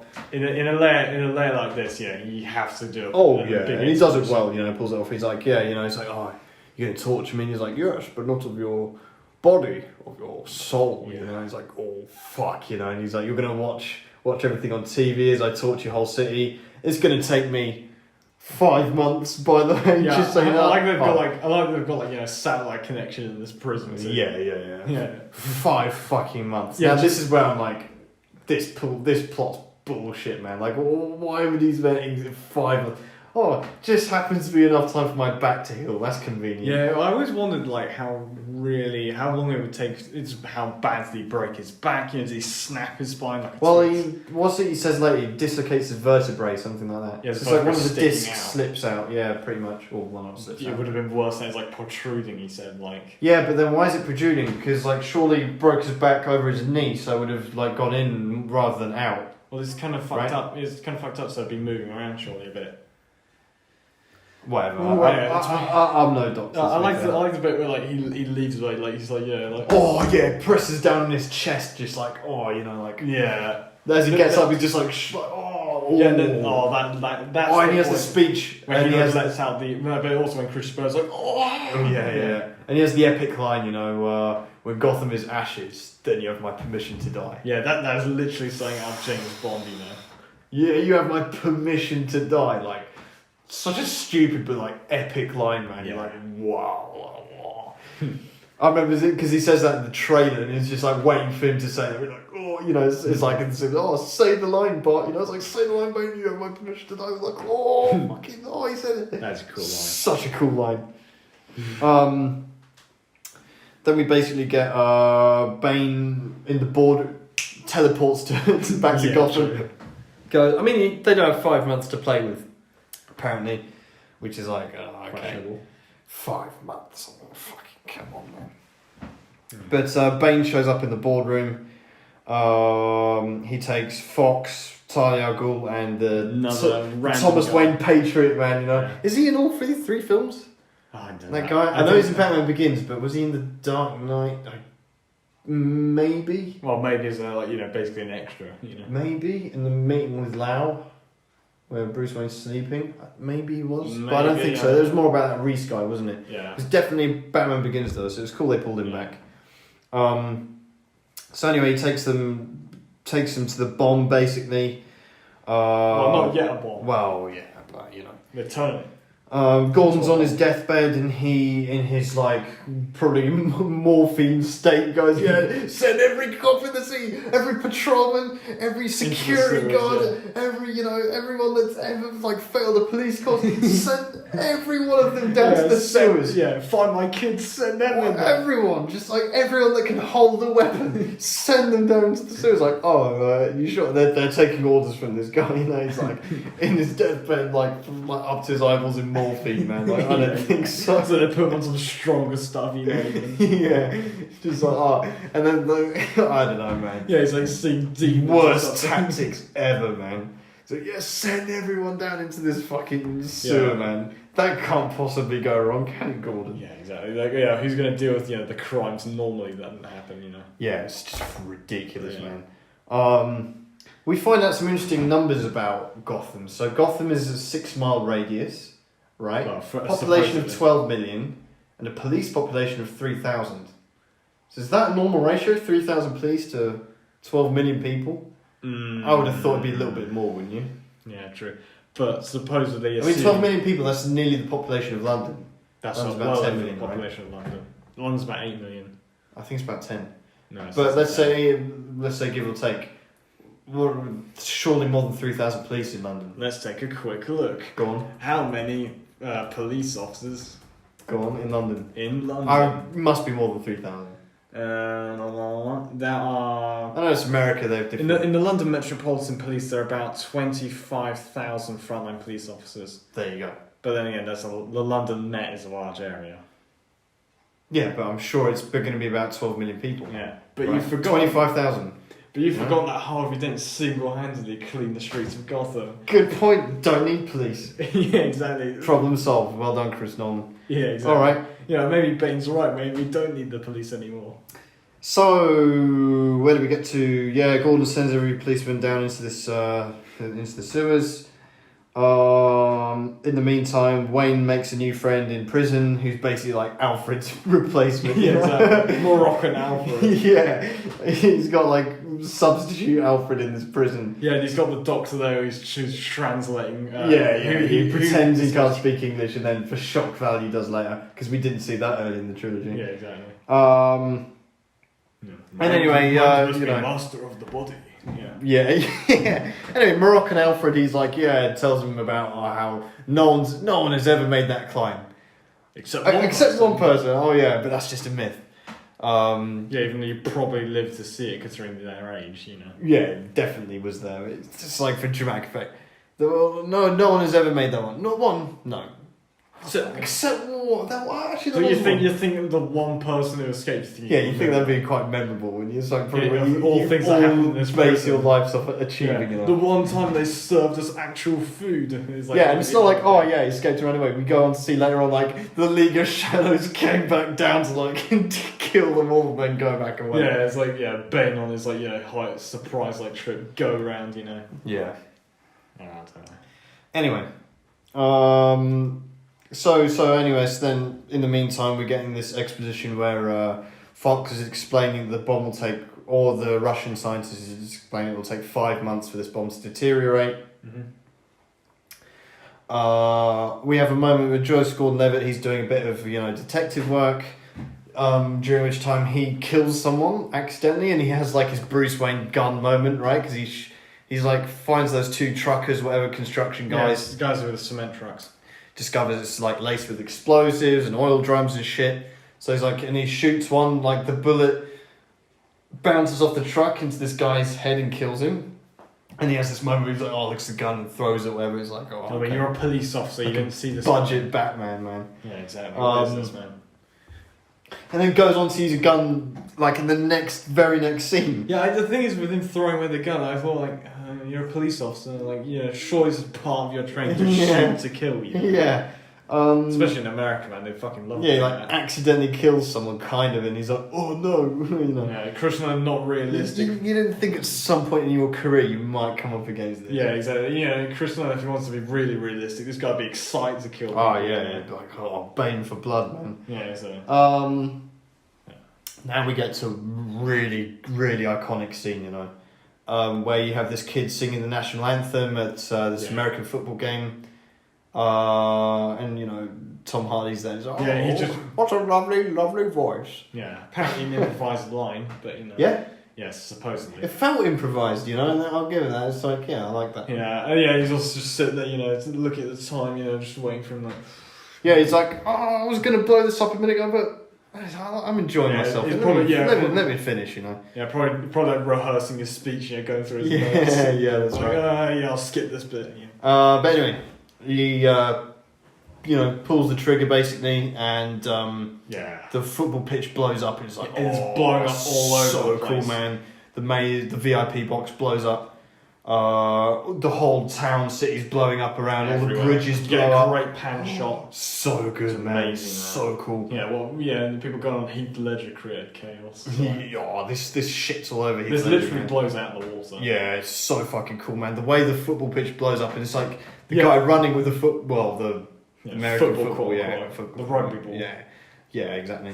Fucking rugby pussies. So he's like running away with the ball, the egg-shaped ball that's not a ball, and he's running away, and the pitch is like exploding behind him, man. And he like turns around, and he's like, "What the fuck, all my teammates are dead. Yeah.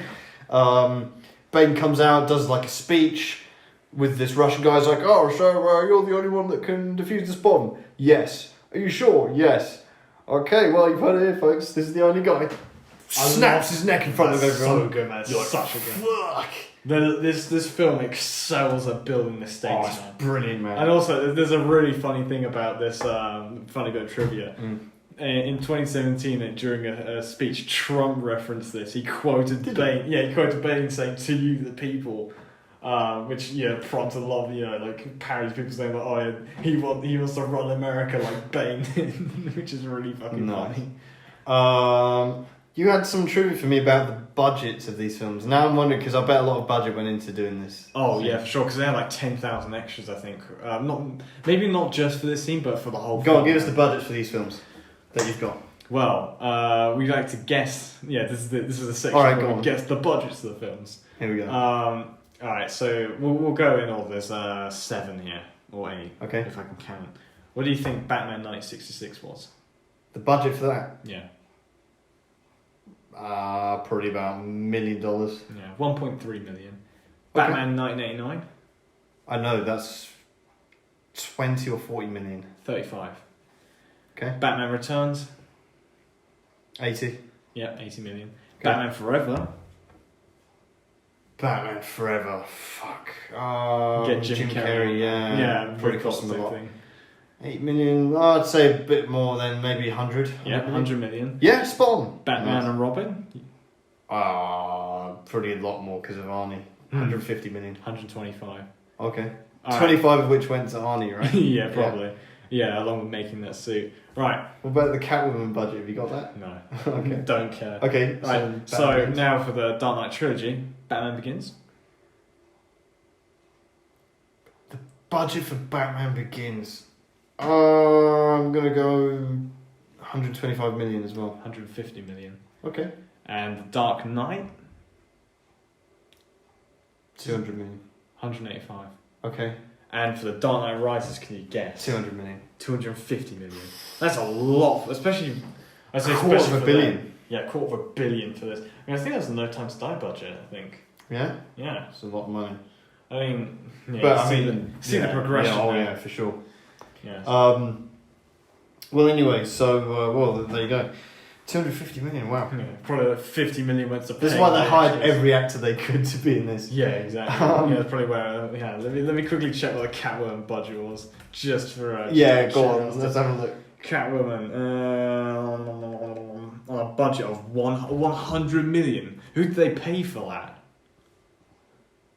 Pretended we didn't hear that. Yeah. Joseph Gordon-Levitt. Oh yeah, just having had his gun moment. The very next thing he does is pull out the longest shotgun of all time to go and save Gordon from the hospital. Yeah, it looked like a rifle to me actually. Don't know if it's a shotgun. Who gives a shit? I think it was a single barrel shotgun, like a really long one though. Yeah, It just looked like a rifle because it was like exaggerated long. It was like Jackson's pistol. Yeah, in they shoots the Batman back 89, down. yeah. So yeah, he goes to save Gordon but doesn't because he like hears the gunshots. Then he like Yeah, goes two in people and go Gordon's behind and him. do He's like- like, yeah. check your corners, rookie. Yeah, because he's taken out the two guys already because he heard gunshots and I was like, oh fuck, they didn't actually kill Gordon this time, right? Yep. Yeah.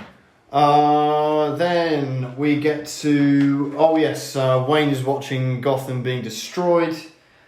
Joseph Gordon-Levitt and Gordon, they have a bit of a chat about like how Gordon needs to lead the rebellion against Bane basically. Yeah. Bane Yeah, the one frees the Blackgate prisoners for the second time in this trilogy. Blackgate gets like opened up. They just finished rebuilding it, Yeah. painting it. Yeah, but as I think just before he does this, he reads that speech. Yeah, whilst reading Gordon's speech. Really cool. Yeah. Because it's like Gordon's at the. I think because he's having chat with Joseph Gordon-Levitt, so he's like, you need to be the leader of yeah. resistance." I don't worry. I'm gonna explain everything, about how he and then Bane just basically parodies his speech. He's like, just uses his speech against Gordon, Yeah. makes him the most hated man in Gotham, Yeah, basically. especially saying, "Oh yeah, I'm gonna finish by resigning." Yeah, and do you accept his resignation? Oh, yeah, he Yeah. really fires them up, man, and Bane's like, great, man. Yeah, to be Just- fair, I felt. Oh, fantastic. I love Bane in this film. Even though it's not Bane, it's like so fucking cool. It's like guerrilla leader, man. He's like, fucking, Yeah, I mean, the fact that...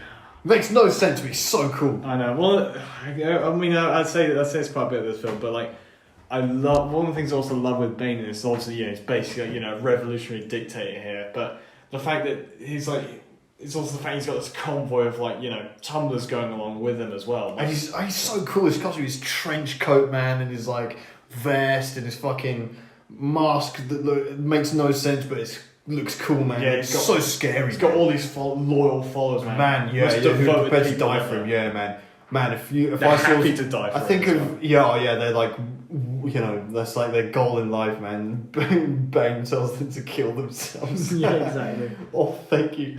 I think of like most movie villains ever. There was one I wouldn't want to have a fight with, man. Bane would be right up there on my list, man.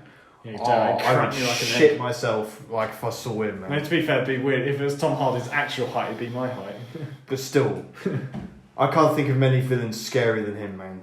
For me, like when I would actually like, I would shit myself if I saw him. Tommy Lee Jones' Two-Face, or maybe. I mean, not even superhero films, but any villain, man. He's right up there with like your Predators, like all that shit, man. Like, yeah, he could probably kill the Predator. Yeah, I wouldn't even be surprised, man. Anyway. So he reads out Gordon's speech. Free Blackgate. Free Blackgate. They ransack Gotham, basically, like they're fucking all the shit up, very cool. Yeah, they like loot all the buildings of rich people and so on. Yep. Bruce Wayne's watching all this from prison in the middle of nowhere. So they better not get Wayne Manor. Yeah. No, good thing it's on the outskirts. Right, okay, fix my back. Yeah. The guy like puts him up on this rope, pushes his back in, and he's like, stay there until you can stand up. Like, I'm not sure if that's the best orthopedic advice there, but maybe I need to try that. Yeah, with these like backstreet dodgy like doctor tactics, and I like, here's your rope, bang, like fucking okay, stand there so you can stand. Yeah, no, they're also like look painful though, man. Like I was like, was this the part as well where he starts like having visions of Ra's al Ghul? Yes, this is the bit. Yeah, the thing is, he's in so much pain he hallucinates seeing Liam Neeson. I love that. But it's so cool. It's like, but didn't I tell you I was immortal? I watched you die. There are many forms of mortality. Oh, okay. Yeah, I did like this as well. I don't know if you noticed this, but I feel there's a bit of symbolism of him in this like harness. It almost looks like a noose as well, in a way. Oh yeah, I suppose. It's like he's like basically like this close to dying, Yeah, and I like that Liam Neeson approached him, and maybe even in the same suit. It almost looks like it's the same room as well. Yeah, and Liam Neeson hasn't aged a day, even though this is like 13 years after Batman Begins. So yeah.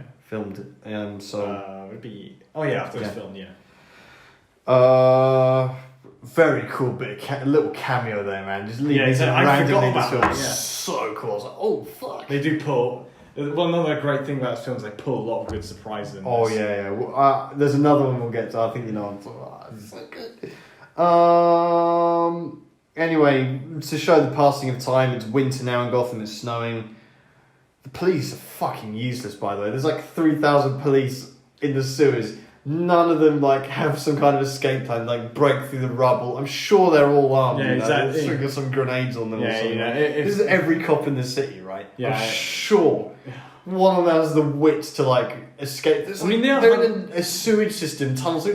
There must be a way of getting out of there. They don't even try. They're just passing notes through to like Joseph Gordon-Levitt, the only cop with a 3-digit IQ in the city. They're also hunting down other cops as well. But I mean, come on. I'm sure they would have escaped, man. Yeah, I mean 5 months. Yeah, exactly. If these guys could, they could punch through the rubble like Batman. Well, Michael Keaton's Batman. He's fucking useless. Yeah, like Michael Keaton's Batman punched through the Batmobile. Remember? Yeah, they're just passing sticky notes through like a crack in the wall. You could have dug out maybe some of the rubble or who knows. They're sending down food supplies, right? Like just.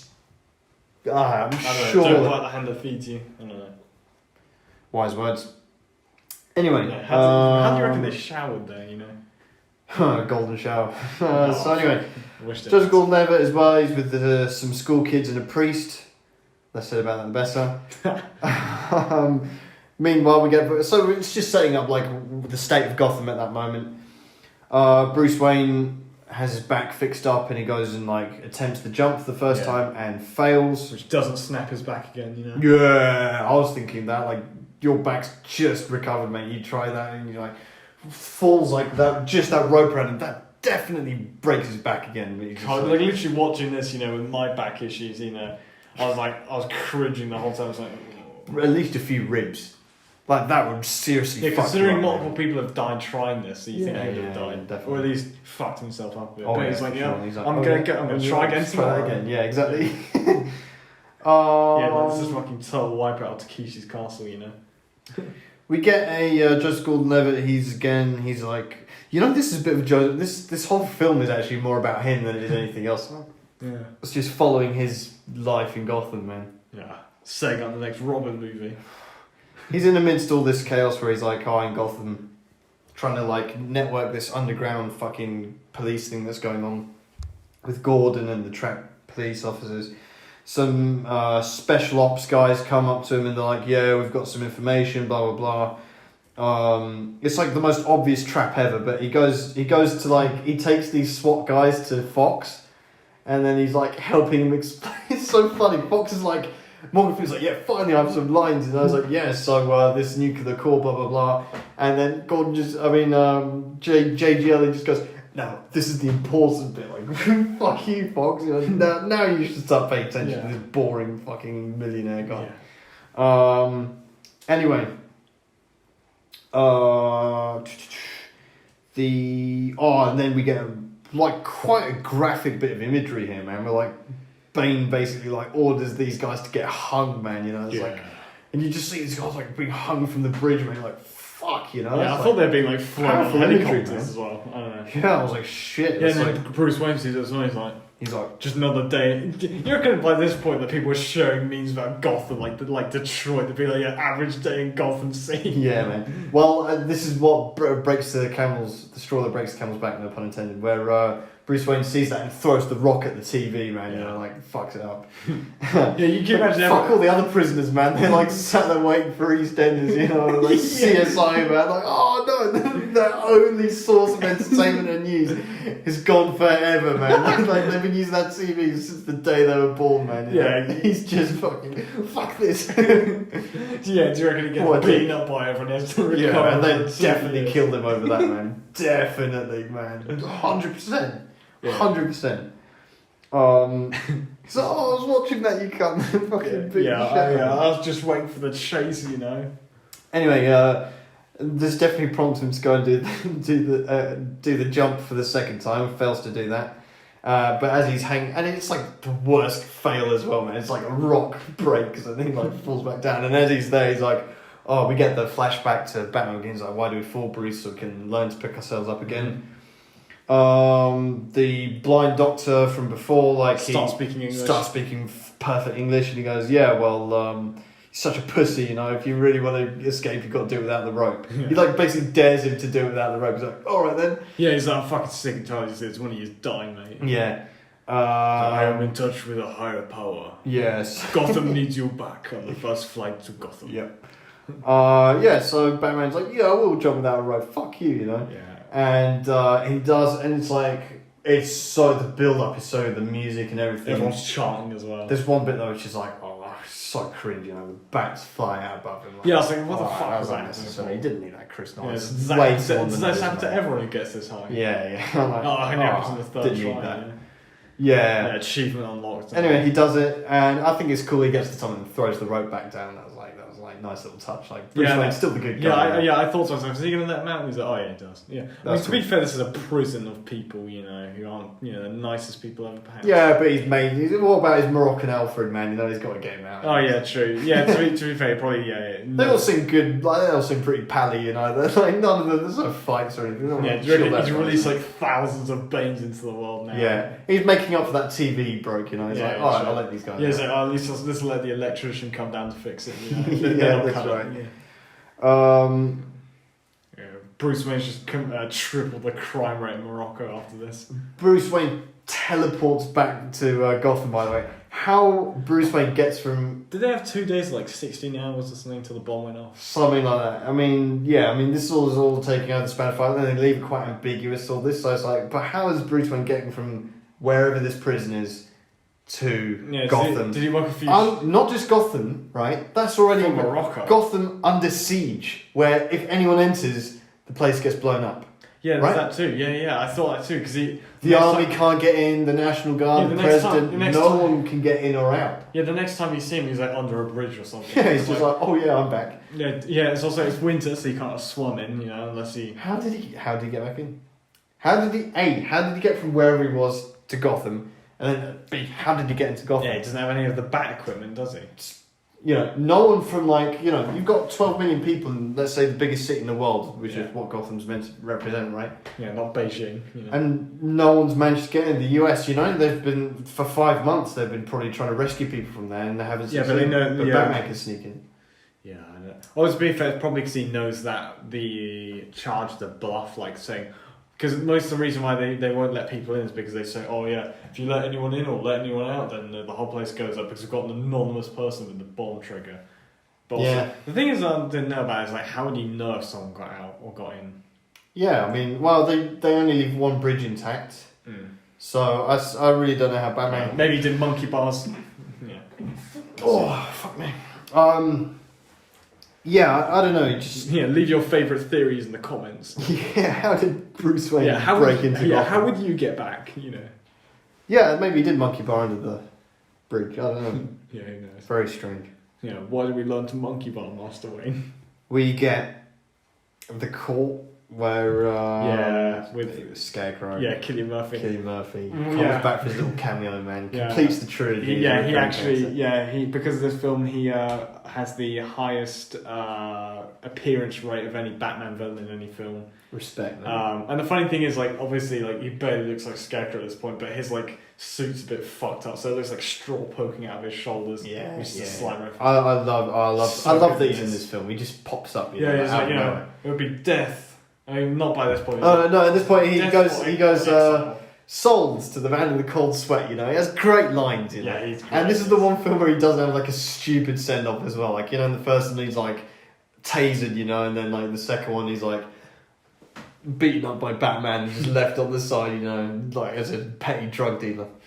Now he's got a bit of power back, he's climbed back up, earned some respect. Works for Bane. He's just although he's really having fun as well. He's loving it.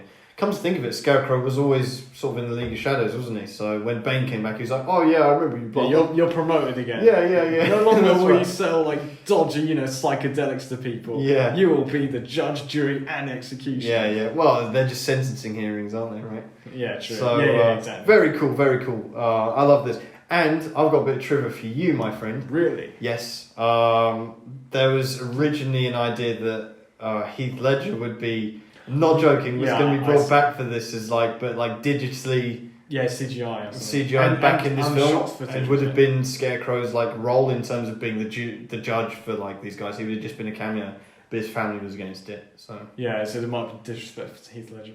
I mean, that might have been really weird actually. Well, I saw that theory, and then I saw some YouTube comments. They were like, well, would Heath Ledger's Joker even have agreed with Bane? Maybe he would fight that kind of regime, whatever. I mean, it's all about chaos. I'm an agent of chaos. Right. Yeah, exactly. I mean, he's gonna blow up the place anyway. So what would Joker have done in this regime? Because I don't think he would have been the judge.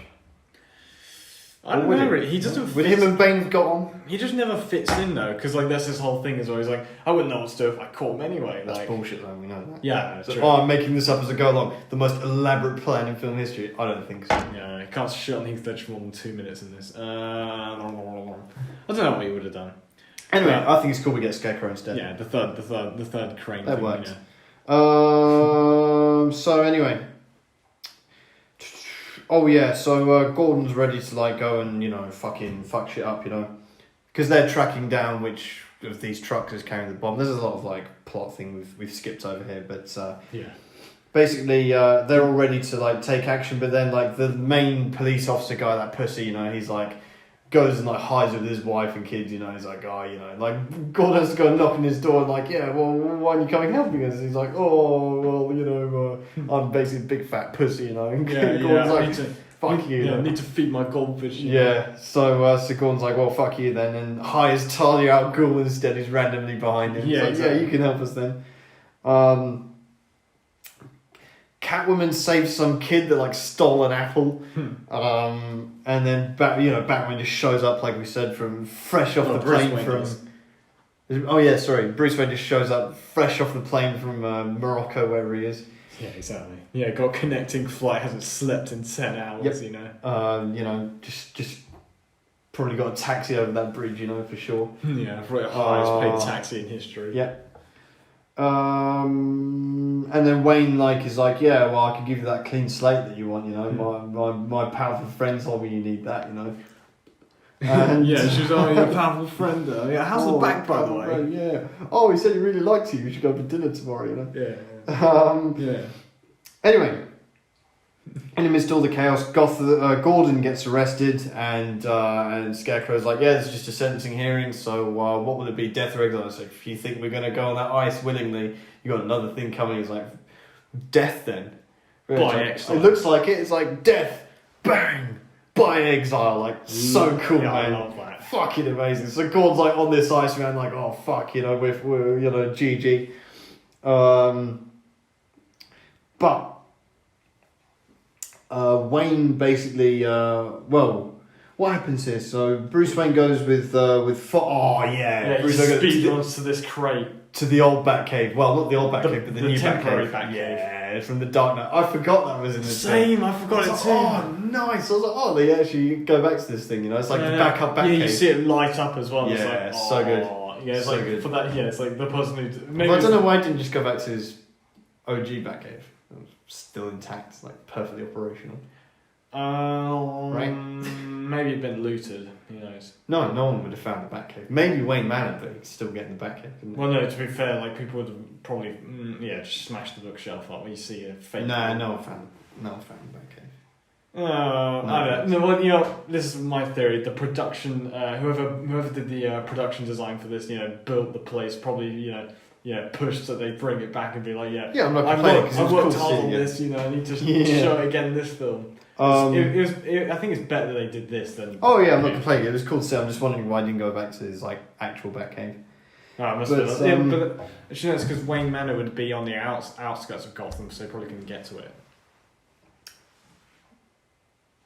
But it's still in Gotham. Probably. Still in Gotham I think it Island. might not be on the island though. Huh. Think about it, because this thing is by the docks. Maybe. Well, actually, think about it. This is by the docks, right? Mhm. And Gordon was walking on ice. So imagine if he went back to Wayne Manor, it'd be like our Okay, car maybe. journey. Well, I don't know. Apparently, logistics don't matter at all in this film. So, Yeah, you know. true. Yeah, 5-year plane trip. But So, anyway, so they by the way make sure you're aware of this autopilot feature on the Bat. You know, Yeah, this they is the mention second it a time few they mention times, it. Yeah.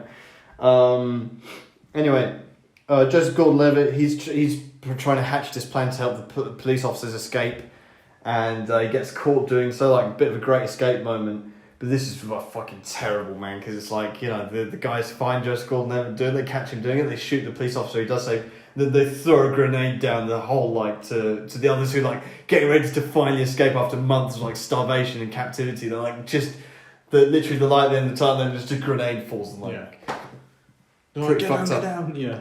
Yeah. Yeah, but when they take this guy hostage, they take forever to kill him. You know. Oh yeah. It's not even like they're doing a speech. You know. They're just like, okay, stand over there, just get the light right. Yeah, let me cock the get gun left, as well. Let me you know. just get ready. Yeah, let me Have get a cigarette quick. Yeah, let me you know. get a picture for my For the gram, Facebook, you know, yeah. Well, yeah, it would have been Facebook then actually, but yeah, so it's like alright, it takes its time, just enough time for Batman to clock in and save him, you know. Batman also saves Gordon, you know. He's like, light it up, and like gives him a flare which like leads to this building which has a bat burnt into it. How much When time did Batman have the time to go? Do it's this, like, by the way? you've got 5 hours to see and What can I do during this time? I'm spraying on this. He's there like nicked a window cleaner's harness and he's like, Oh, yeah, and then I'm going to give this to Gordon, and he's going to light it I up. hope and Bane, the whole city will see it. I really hope Oh, Bane yeah. can see this. He's not in the building or anything. Yeah, like, oh, this is going to be so cool. Oh, God, I hope they put Gordon. I hope they put us on the cover of the DVD release. He's going to say exile, and they're going to exile by death, and he's going to, oh, it's going to look so good. So he's like, I don't know. It looks fucking cool to It me. is cool, but he would have been spotted doing this, Oh yeah. He spent a good amount of time setting up this basic pyrotechnic display, man, on a building. Yeah, exactly. Yeah, Banksy. You got to do something better. Yeah, man.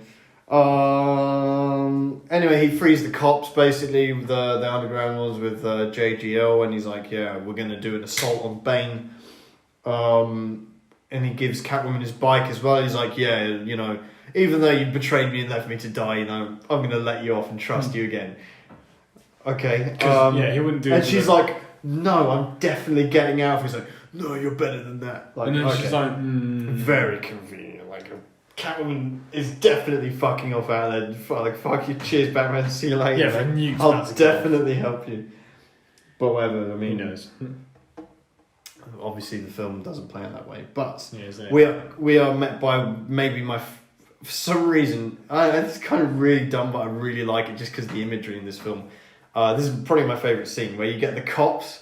There's like 3,000 of them, man, like all lined up like on this street, and then they meet the equivalent of 3,000, 2 tumblers, and then another 3,000 like goons, and the Bat comes, takes out one tumbler, and leaves the other one fully functional to like mow down the cops, But what is cool is that the cops are led by that pussy guy, and he with like the smallest, most embarrassing gun ever. He's like, what was his line? He's like a line which is like supposed to be really slow, but he says it like an absolute fan. He's like, oh, we're not afraid, basically. yeah, no, but what's his line? He's like, there's still something in this town. There's only one police in this town. There's only one place. He's like raise up the smallest gun ever. He's like, oh. To be fair, you would be shitting yourself.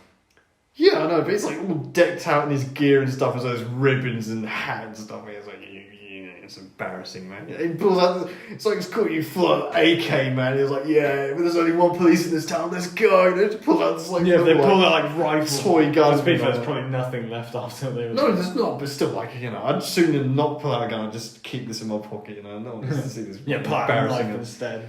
Anything is the smallest, like, joke, like a pop gun, man. It's embarrassing.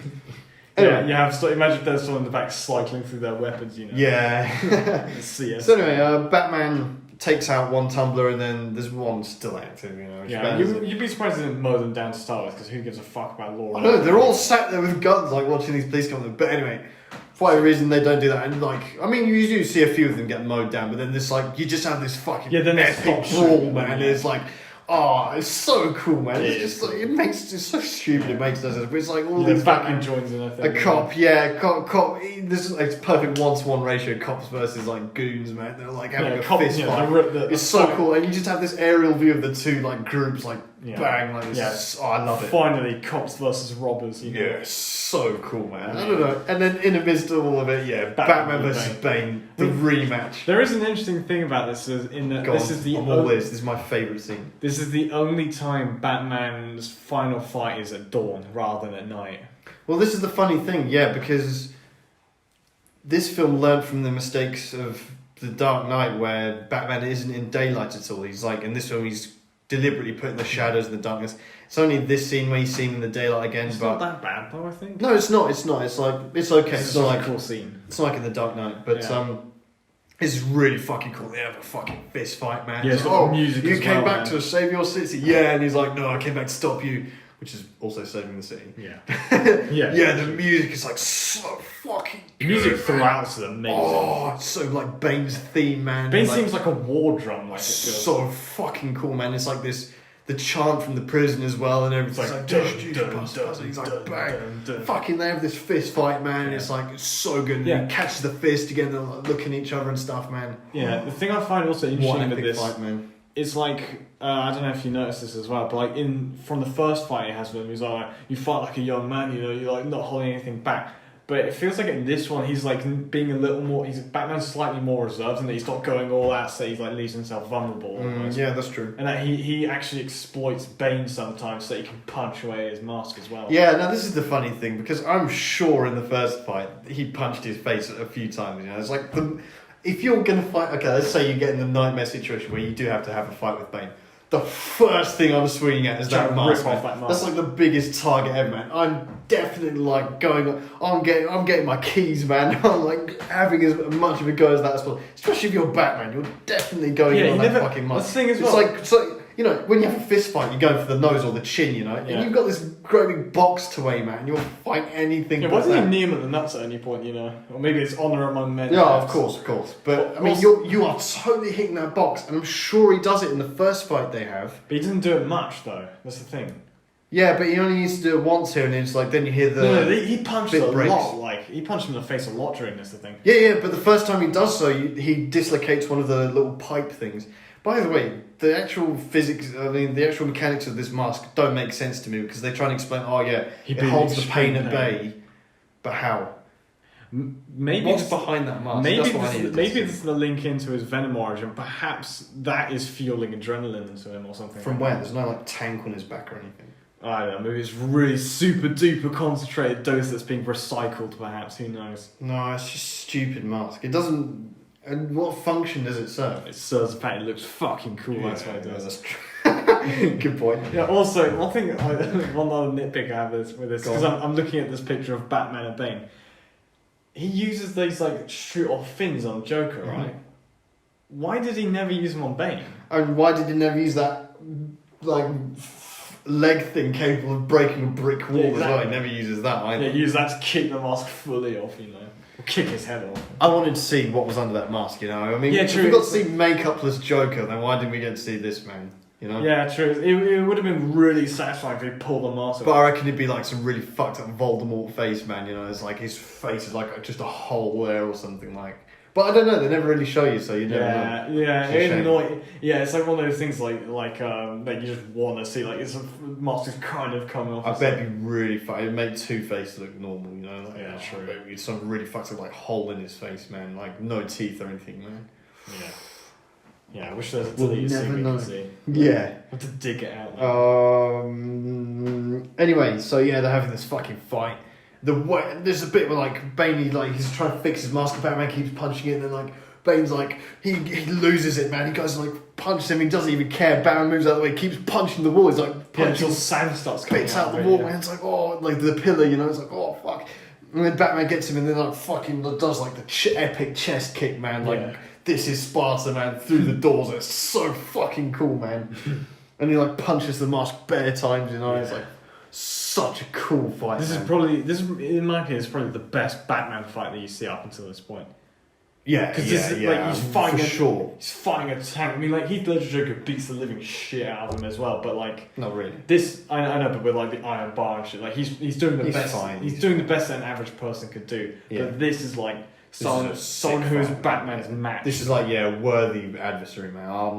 I'm all over this fight. Dr. Crank, and it is like it is the epic showdown of Batman versus Bane. I think this is like just so well done, like the build up and like the fact there's like fights going on around, none of them they're like let's leave them to it. You know, I'm not part of this fight. Like you think at one point Batman and Bane, one of the cops would like baseball bat Tom Hardy or something, or the other way around. To be fair though, if you're a cop, you don't want to fight Bane. If you're a thief, you don't want to fight Batman. You reckon they're all just like, leave them unless you're one of the guys who saw Batman's back get broken, you're like, remember this? I'll videotape this, mate. Yeah, I'm sure like someone's getting involved in that, you know, or what. But whatever.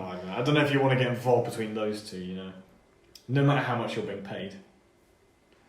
Yeah, I guess. Although someone's got a gun on them and we're shooting with it. Anyway, it doesn't matter. That's a good point, actually. Neither of them get shot. But okay, I love that scene, man. It's so good. Yeah. Anyway, Batman. Oh, and then we get the payoff because Batman's like, like fucking, where's the trigger? You know. Yeah, it's not Chris Nolan. Batman. During the trigger, then you're permission to die. Really cool. He gets his like little payoff there. Yeah. It's like, it doesn't say it's cool as Tom Hardy. Yeah, it's like I say, it's not a Chris Nolan Batman film if he doesn't scream a question. Like, Yeah. Where are they? What's your name?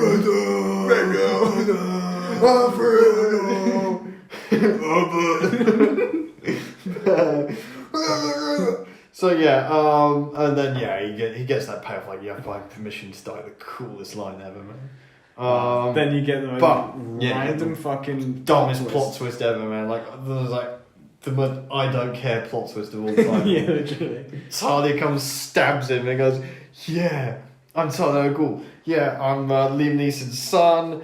Bane's my protection. I was the child from the pit. Yeah, I was, on your board and we slept together, but it was all a deep trick, you know." No one cares, I promise you. Literally no one gives no a one shit, cares. you know, like, we just come off this Bane fight, no one gives a shit. This is the come down, man, like, no one cares. Yeah, I know. The thing is as well, like, the thing that happens after is because she's like, yeah, you know, fucking fuck you, Bruce Wayne, Batman, and then Bane's like putting nukes around him, so on and so forth. Yeah, like roping him, like, you know.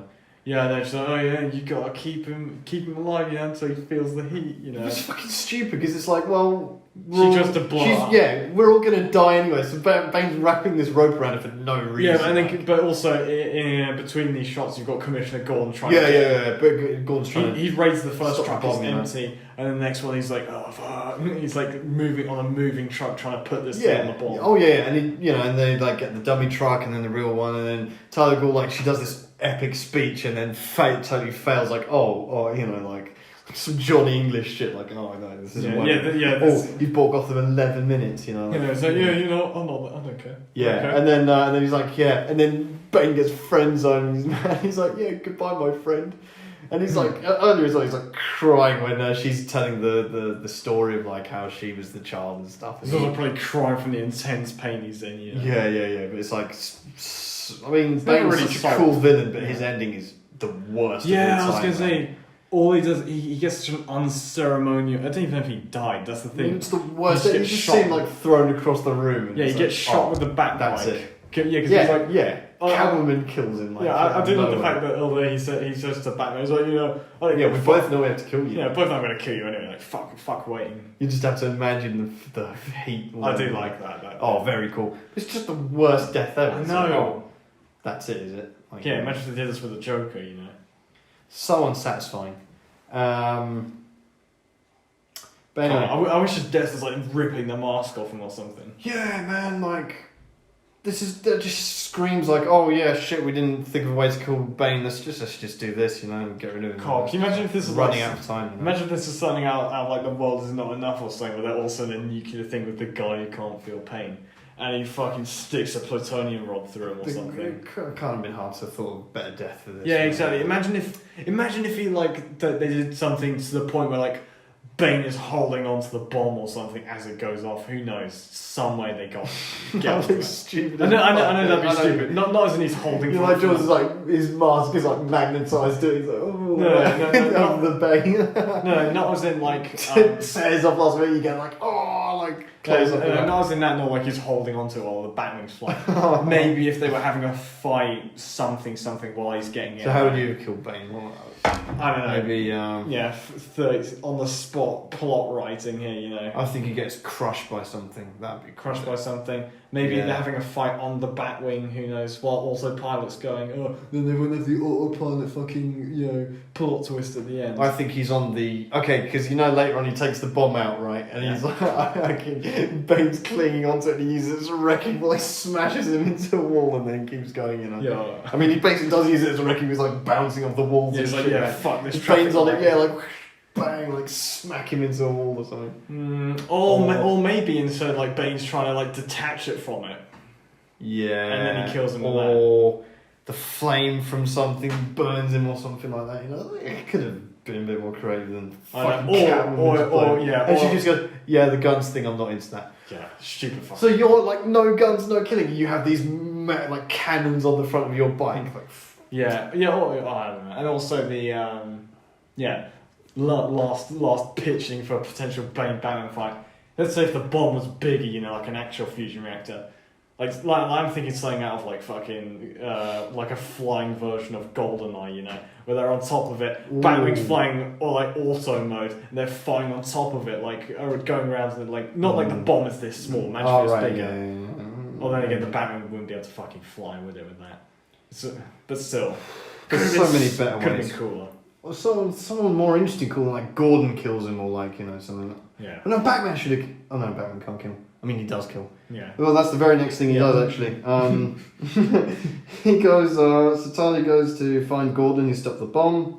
Yeah, she starts driving The last bridge is blown up because of JGL. He's like, oh yeah, let's get these kids across, and the other cop's So like, we're just gonna a blow the job's bridge. he's just a job's worth. Blow the bridge, you know. So killing the kids basically gets them back on the bus. Like, yeah. The priest is like, fuck you. Yeah, What you- father Ted, whatever. Like, oh yeah, you know. And they're just having this conversation in front of the kids, like, oh, don't you want them to die without some hope, you know? So they're all just listening. Oh, okay, like, you know. is it true that Batman's back? Yeah, like keep your eyes open, kid. Not least because that priest over there. Cannot confirm nor deny Batman's alive even though I saw him. Yeah, man. I don't know why you left that ambiguous. Yeah, like why would you? Yeah, he's totally. I saw him the other day, man. He gave me this cool grenade, you know. Where I'm like, oh, really? Yeah, Lovely. look at this Right grapple for it. gun, shoot your mate with it. Yeah. So anyway, Batman's we get a chasing cool him moment. Yeah, man. He's like chasing down this convoy with a bomb on it, and he's in like, the back. yeah, and then the cannons like fuck. One of the tunnels shoots some missile, like heat-seeking Several missiles. missiles, yeah. And he's like dodging them through the buildings and shit. Uses one of them to blow up a tumbler, killing 2 people at least. Oh no, it like pushes the tumbler like out of the way. It doesn't destroy it. Because you see the 2 are very much alive in there. You even get to All see it. right. Let's even if that's true, right? He does shoot at the Shoots truck the directly. truck, kills Talia al Ghul. Just straight because, and she has the second worst death in the film. It's a terrible death, but it's nothing's worse than that Bane one, right? Yeah. So she's there and she's like at the front of this car going, yeah, my father's work is complete. And I want to be buried in here and there and give this and that. Like, Yeah, also I need to list off my will just in case. Yeah, my cat can't drink milk or whatever. I don't know. Yeah, it's just fucking the worst death ever, man. But her death is cool because she dies in a very similar way to her father, right? Because it's like in the same trajectory. Like he dies in the train, she dies in the truck going down into the thing, and I think it's the same music. I don't know if you noticed that, but I'm like, yeah, I think it's the same kind of music, so that was cool. Yeah, and then they have because the bomb's got like less than 2 minutes to go off. There's like some shit from a view to kill the timing on this thing, you know. Oh yeah. But definitely. Batman, he's he has a big long kiss with Catwoman. Yeah. I mean, to be Good fair, on you, mate. who Like, wouldn't say for that? But still, good for him. like, it's like, all right, the place is gonna blow hey up. mate, if these are your last minutes on Earth, man, I'd be going for a bit more than a kiss, you know. Yeah, every But, second counts though. Yeah. Can you imagine? One thing I didn't understand is like, I thought they were gonna like pan out and Commissioner Gordon's there like. Yeah, like oh. Yeah. There's a Get a move on. great college humor clip of this. I'll show it to you afterwards, man. This is the other thing when I was watching these films, they're like parodied to fuck, man. You know, you didn't really experience that. These are parodied to fuck, man. At least the if Batman's anyone's not seen the parodied. college humor videos, man, watch them after this podcast. You'll have it right. Like all of them are fucking funny, and there's a whole clip around exactly kind of what you imagine there. But yeah. I mean, the male impulse to like fuck the city. I'm gonna bang Catwoman now. You know, like just 1 minute to come. Oh yeah, we can fly around the Batwing, you know. Yeah, suck me off in the Batwing, man. Flying sex as Gotham blows up. Yeah. Don't look back. Oh, so good. Yeah. But you mentioned escaping. Let's do it now. Let's go. It's like fuck you, Gordon. You know. Yeah, just put a jacket on my shoulders. Yeah, man. Yeah, I'm Bruce Wayne. See you later. You know, gives him the V sign, gets out of there. The city abandoned me. I'm gonna abandon it. Yeah, fuck you. No, he doesn't do that. Batman does the honourable thing, kisses Catwoman, goes to Gordon like, There can be anyone, even someone as simple as putting a coat on a young boy's shoulders. I'm Bruce Wayne. He's like, oh, fucks up, you know. Bruce. Yeah, Bruce. No, not Bruce. Yeah, he flies I mean, off. it could be, but also could. But anyway, he fucks off with the just like pulls the drags the bomb out of this truck, slams it on the ground, Yeah, it's like, does a oh, bump, swings it against a building. It's like a wrecking ball, man. I mean, to be fair with the bomb, like a bomb like this wouldn't blow up just by being knocked around because it's about. Wouldn't it? No, because it's not like explosives inside it. It's like Someone ignorant, not me, obviously. this is a physics thing. Like a deterioration of a nuclear reactor core would be like it's basically it becomes more and more unstable, like the chemical bonds or the bonds between all the shit. Until the point where the splitting of atom occurs, that's when it blows up. Science with Henry. Blowing up trying to shoot it or throw explosive out generally wouldn't really do. Oh, okay, so it couldn't have impact damage basically. No, not if you blew it up in tried to blow up in a traditional sense, but okay. Unless a physicist comes and fact checks this, in which case I'm sorry, but I'm trying. Well, that physicist is certainly not me because Batman flies off with the wrecking ball gun. Bomb, basically. All the kids see him in the bus, like, oh, it's Batman, fire, yeah, oh, yeah, great. And he saves the city, basically blows up, atomic explosion, Batman's died. Mushroom cloud. He dead. So, that's that. So, Batman's dead. Yeah. Or so they think, those fools. Oh, no, but then there's this... we're wrapping up the trilogy, basically, because Gordon reads from A Tale of Two Cities at Bruce Wayne's funeral, which only Lucius Fox, Joseph Gordon-Levitt, and Alfred attend. And you see Alfred, man, you're like, oh, he's fuck, devastated. He's like bawling his eyes out, man. Such you're good like, acting. Oh, shit, man. Because you forgot you forgot all about Alfred, man. He's like, you haven't seen him for like... He's like literally crying, man. Oh, he's like lost it, man. He's like hysterical, man. Made me want to cry, man. Oh, I was like, shit, man. And Sir Michael Caine, he's like, he actually cries legit, because like... I watched an interview with him and he's like, how do you do these crying scenes? He's like, well, I have this like really private moment that I think about. Even my wife doesn't know about it. And he's like, and that makes me cry. Probably when he was in the war or something. Like, fuck, man, you're like, shit. So it's not like spraying water in his eyes. And he's like actually like sobbing over something. Poor fucking... I don't know, it's like, what an actor. I love Michael Caine, man. Yeah, I know. And the thing, there's also the fact... And he's also, you trust me, and I failed you, Yeah, it's like he also references back to... I mean, this is also... He doesn't literally reference back, but it's like, when he said it earlier, he's like, I've set your bones, I've, sewn your wounds, but I don't want to bury it. I've buried enough Waynes then. Oh, so he's buried right next to their parents. It's so tragic. Oh, man. And it's like, only his loyal guys are there, man, and it just, it's one of those funny things in life, it's like about, when you die, he's going to be your funeral, like, people think about that, right? And it's like, Bruce Wayne, he's like this billionaire, and it's funny, because it's like a little callback to Batman Begins, where it's like, when he's in that party, he's like, you two-faced bloodsuckers, parasites, exactly, and he's like, and it's kind of true, because when he does die, no one's at his funeral, part of these four guys. I mean, it's a private funeral, I guess, but... All of whom know he's Batman. Actually, I've just realised. Yeah. Anyway. Apart from Catwoman. Catwoman's not there. Yeah, because she's fucking him later. IRL, Fucking player, man. But anyway, we get a little, a few wrap-ups. The Batman statue is unveiled, which is pretty cool. Yeah, it's like, it's fucking sick. Yeah. The fox is like, they have this board meeting, which sure is called Levitt's allowed to rock up at. He's like, leaves... all his money to Alfred Pennyworth and his mansion to the orphanage from before. We get Joseph Gordon-Levitt's like, you should use your real name, Robin. I can't tell you how much I was like, I want to throw up, man, in the cinema. I was like, really, like, you just had this great ending, you just like really ended on that, like, fuck. We do get like the second last bit. Or the third last bit, because you get like Gordon, he sees the bat symbol's been fixed, because there's a fourth film which never happened, but it would have to we get another guy going to Fox like, you fixed that autopilot, by the way. Wink, wink. Do you remember we mentioned that? That autopilot, like, like, don't forget about that, because we'll remind you for the fucking 12th time now.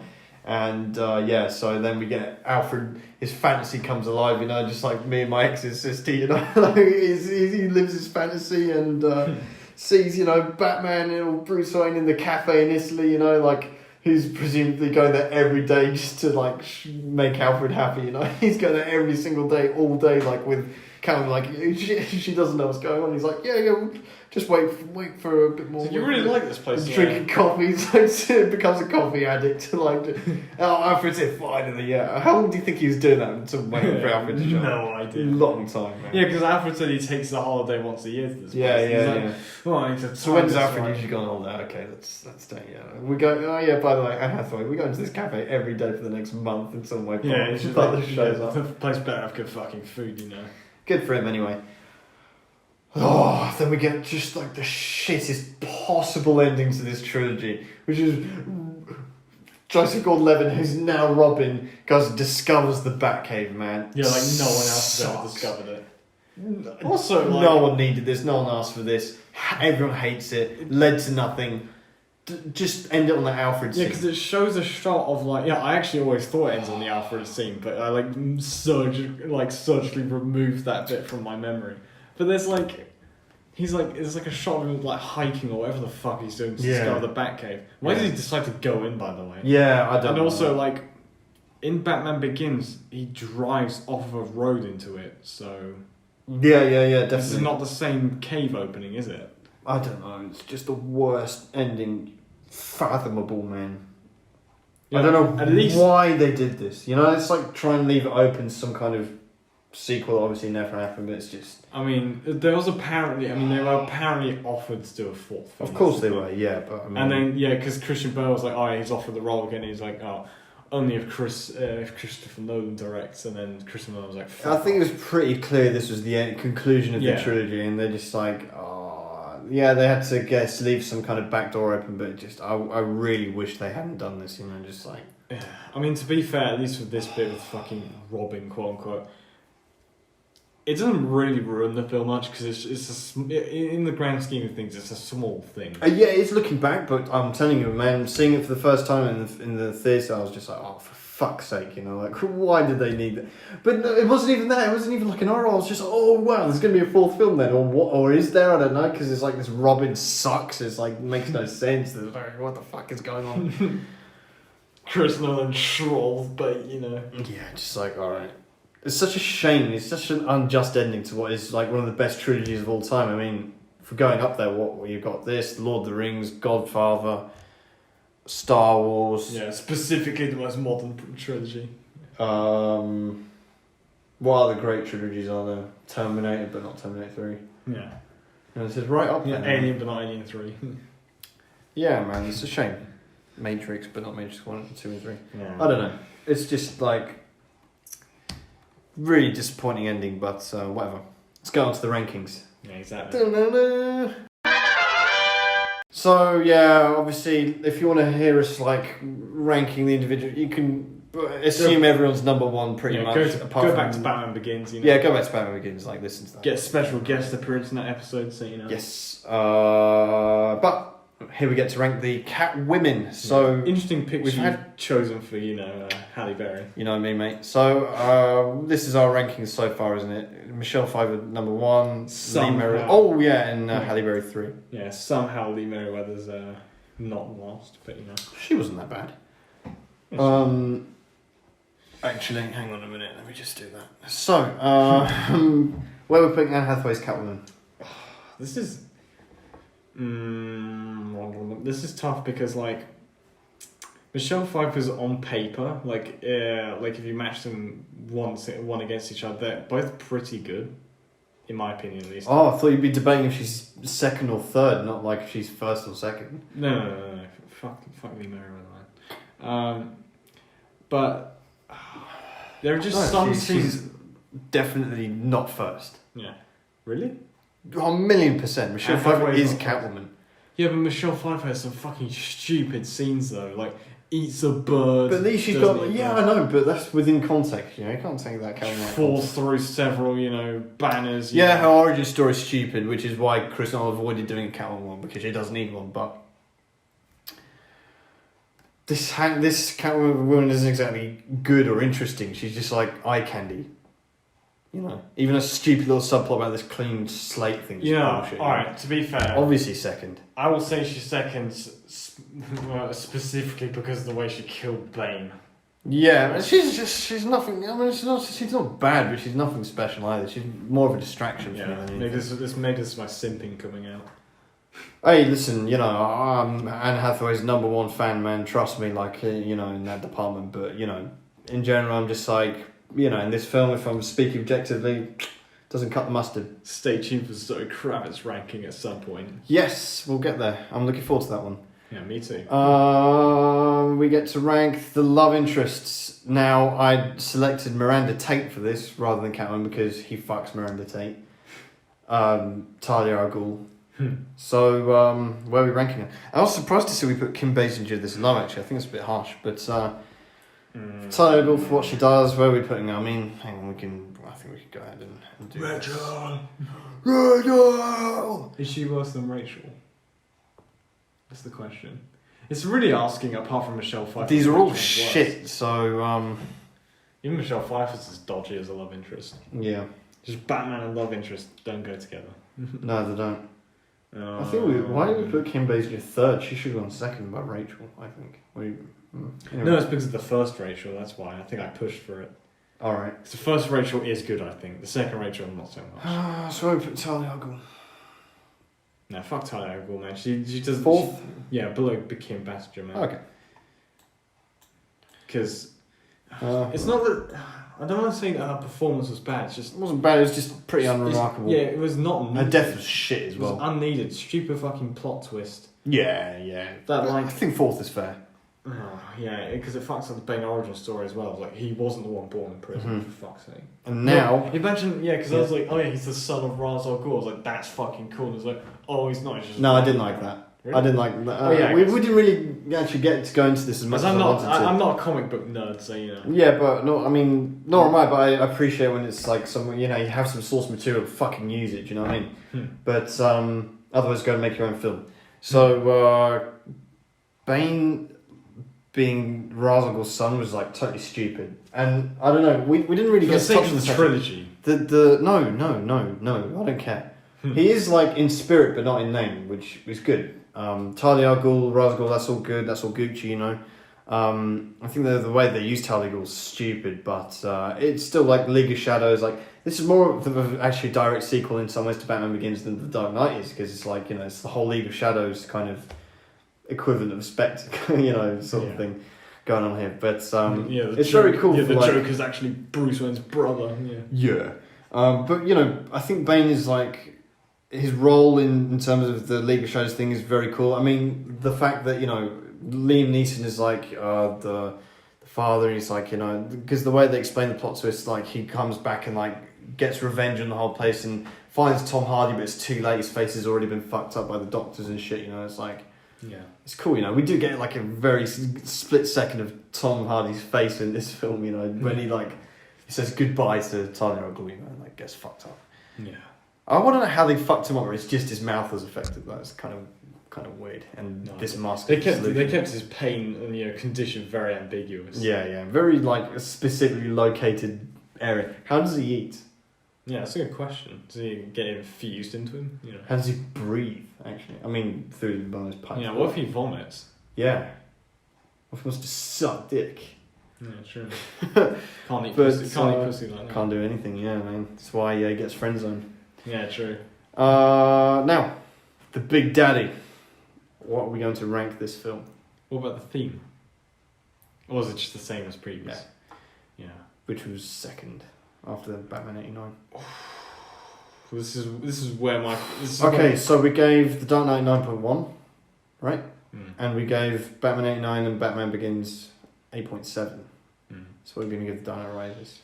Oh, this is tough because right before we went into this rank and review, man, I was actually quite set on saying this is either equal to or greater than The Dark Knight, in my personal opinion. You're also thinking the same, but It's not greater than. it's at least equal to. But the thing is, I think the thing is, you know, there's stupid things that happen in it though. Yeah, The Dark Knight is just so iconic. The thing is, it's iconic. It's done to death though. Yeah, but The Dark Knight Rises has some Some glaring Some issue. really shit plot. Like 5 months, like for the city's turtle. If it wasn't for him breaking his back, The plot was bad. This would have been Too many characters. The ending was shit. You know, these There's are a all bit things of that this is like it's an excellent film, but we need to this is where there are some glaring criticisms that have to be, addressed. So that's what I'm pointing out here. It has Cillian Murphy plus 1 point. Yeah. But it has some very high highs with the whole Michael Caine stuff, but it has some low lows in terms of the ending and the plot. It's it's kind of shit. Too many characters. Anne Hathaway and Tyler Al Ghul. Just get rid of one of them and give their screen time for them to develop the other one's character. But the thing that puts it so high, in my opinion, is that the way that this film, it brings down Bruce Wayne and Batman to the point I mean, in Batman Begins, they burn down his mansion, that he's fucked in the bat cave, he's not, I don't rephrase that, Alfred and crash down in the lift, basically. It's fucked in the back. They crash down the lift in the bat cave, and everything's fucked. In this, in Heath Ledger's Joker Dark Knight one, it's they're gonna blow up, ferry with people in it. I don't know. They kill the man. They try to kill the man. Bane just kills the man. No one gives a fuck in this. Mm-hmm. They try to kill. They kill the police commissioner in the Dark Knight, and so on and so forth. He causes chaos. Bane in this, man, he gets the marriage of destroying Bruce Wayne. Fucking destroys Gotham, man. He runs it like a fucking failed state for 5 months, man. He's dictator, man. He's got military vehicles. He's stolen everything that Bruce Wayne has. Fucks up, Wayne Enterprises basically with Daggett. Breaks his back, makes him watch it all. He's got a nuke. Permission to die. Yeah, he's got a nuke that he's going to. He has these great lines. He puts all the plane police, hijack shit, man. The police are all trapped underneath somehow. If I'm being brutally honest, personally, he's actually I like his Bane more than Heath Ledger's Joker. I'm gonna put it out there, man. Same. This I love Elijah Bane. It's completely inaccurate, but it's fucking cool, man. Yeah. What he does, what he achieves, his lines, he just This is the thing as well. His also, theme song even. It's so I feel like I always have to say his death is a joke, though, man. Yeah, true. I also have to feel like I've said this as well with Heath Ledger's Joker. We don't hate him. I have to put this as a disclaimer. We love shitting on him, but it's because he's overrated. What was your trivia you found out about him, by the way? Oh, well, there's another interesting thing. I should put this in the Dark Knight episode, but I'll say it anyway. Yes. Heath Ledger, actually, in his preparation for the role as the Joker, he actually, he learned his lines and rehearsed his scenes before the film, Wow. Whoa, didn't know that one. Great bit of trivia there, Henry. Yeah, Heath Ledger. I'm sorry, Heath Ledger fans. I do like him. Don't come for me. I've got enough people after me. Nah, come for me, it's fine. Fuck you. Anyway, we're going to rate the Dark Knight Rises. This is tough, man. It's better than Batman Begins. When I put it in the 9 range. 9, 8.9, 9.1. I don't know if it's better than Batman 89. I love Batman 89. You're going to rank this below Batman Begins. No, I'm not saying... It's not equal to Batman Begins. I think equal. You're not saying it's equal, man. I would... Alright, think about this. If you were... I would rather... I do enjoy the Dark Knight. I'd rather sit down to watch The Dark Knight Rises over Batman 89. And over The Dark Knight. But... It does make a better film, though. Yeah. It's more enjoyable. I really enjoy watching The Dark Knight Rises. I've watched that, like I say, the most of any Batman film. That one last one with the Batman. But in terms of an enjoyable film, which I enjoy the ride, I enjoy the scenes and hype moments, this is my favourite, probably. In a way, as well as Batman 89. But the film itself is lacking in some ways. I think...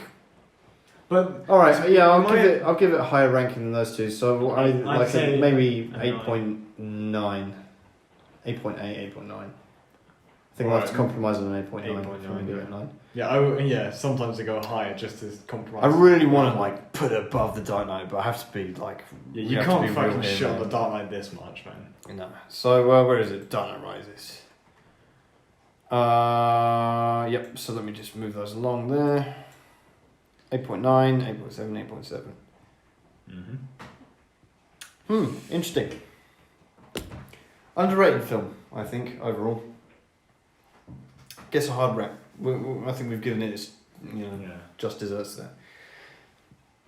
I'm about to fall asleep, so thank you very much for joining us here, Henry. Have you got any trivia left for us, or go on, throw us a fun fact before we go to bed? I did close my notes tab, but I do remember this. Go on. It's a funny thing, when this was being filmed in Pittsburgh, there was someone who, on the set of filming or something, tried to steal an unmarked police car, and when they were caught, they tried to say, "Oh yeah, I'm actually an actor. This is part of the scene that I'm filming," but he didn't get away with it. Oh. And one of the local newspapers wrote as their title for the story, like, "Local thief's story doesn't fly just like Batman." There you have it, folks. So, make sure you share this round, leave some nice comments and ratings or abuse, whatever you like. And I think follow us on Twitter, Instagram, Spotify, YouTube, all that good stuff. And join us next week for Batman versus Superman. Mm-hmm. Ben Affleck's Batman. This is going to be my first time seeing slightly different. First time, yeah. Well, you got to watch Man of Steel and then Batman versus Superman for context. Can't wait. And, ladies and gentlemen, I should clarify, we're going to be reviewing the Ultimate Edition, the Zack Snyder cut. So, just heads up there. So join us next week, same bat time, same bat channel.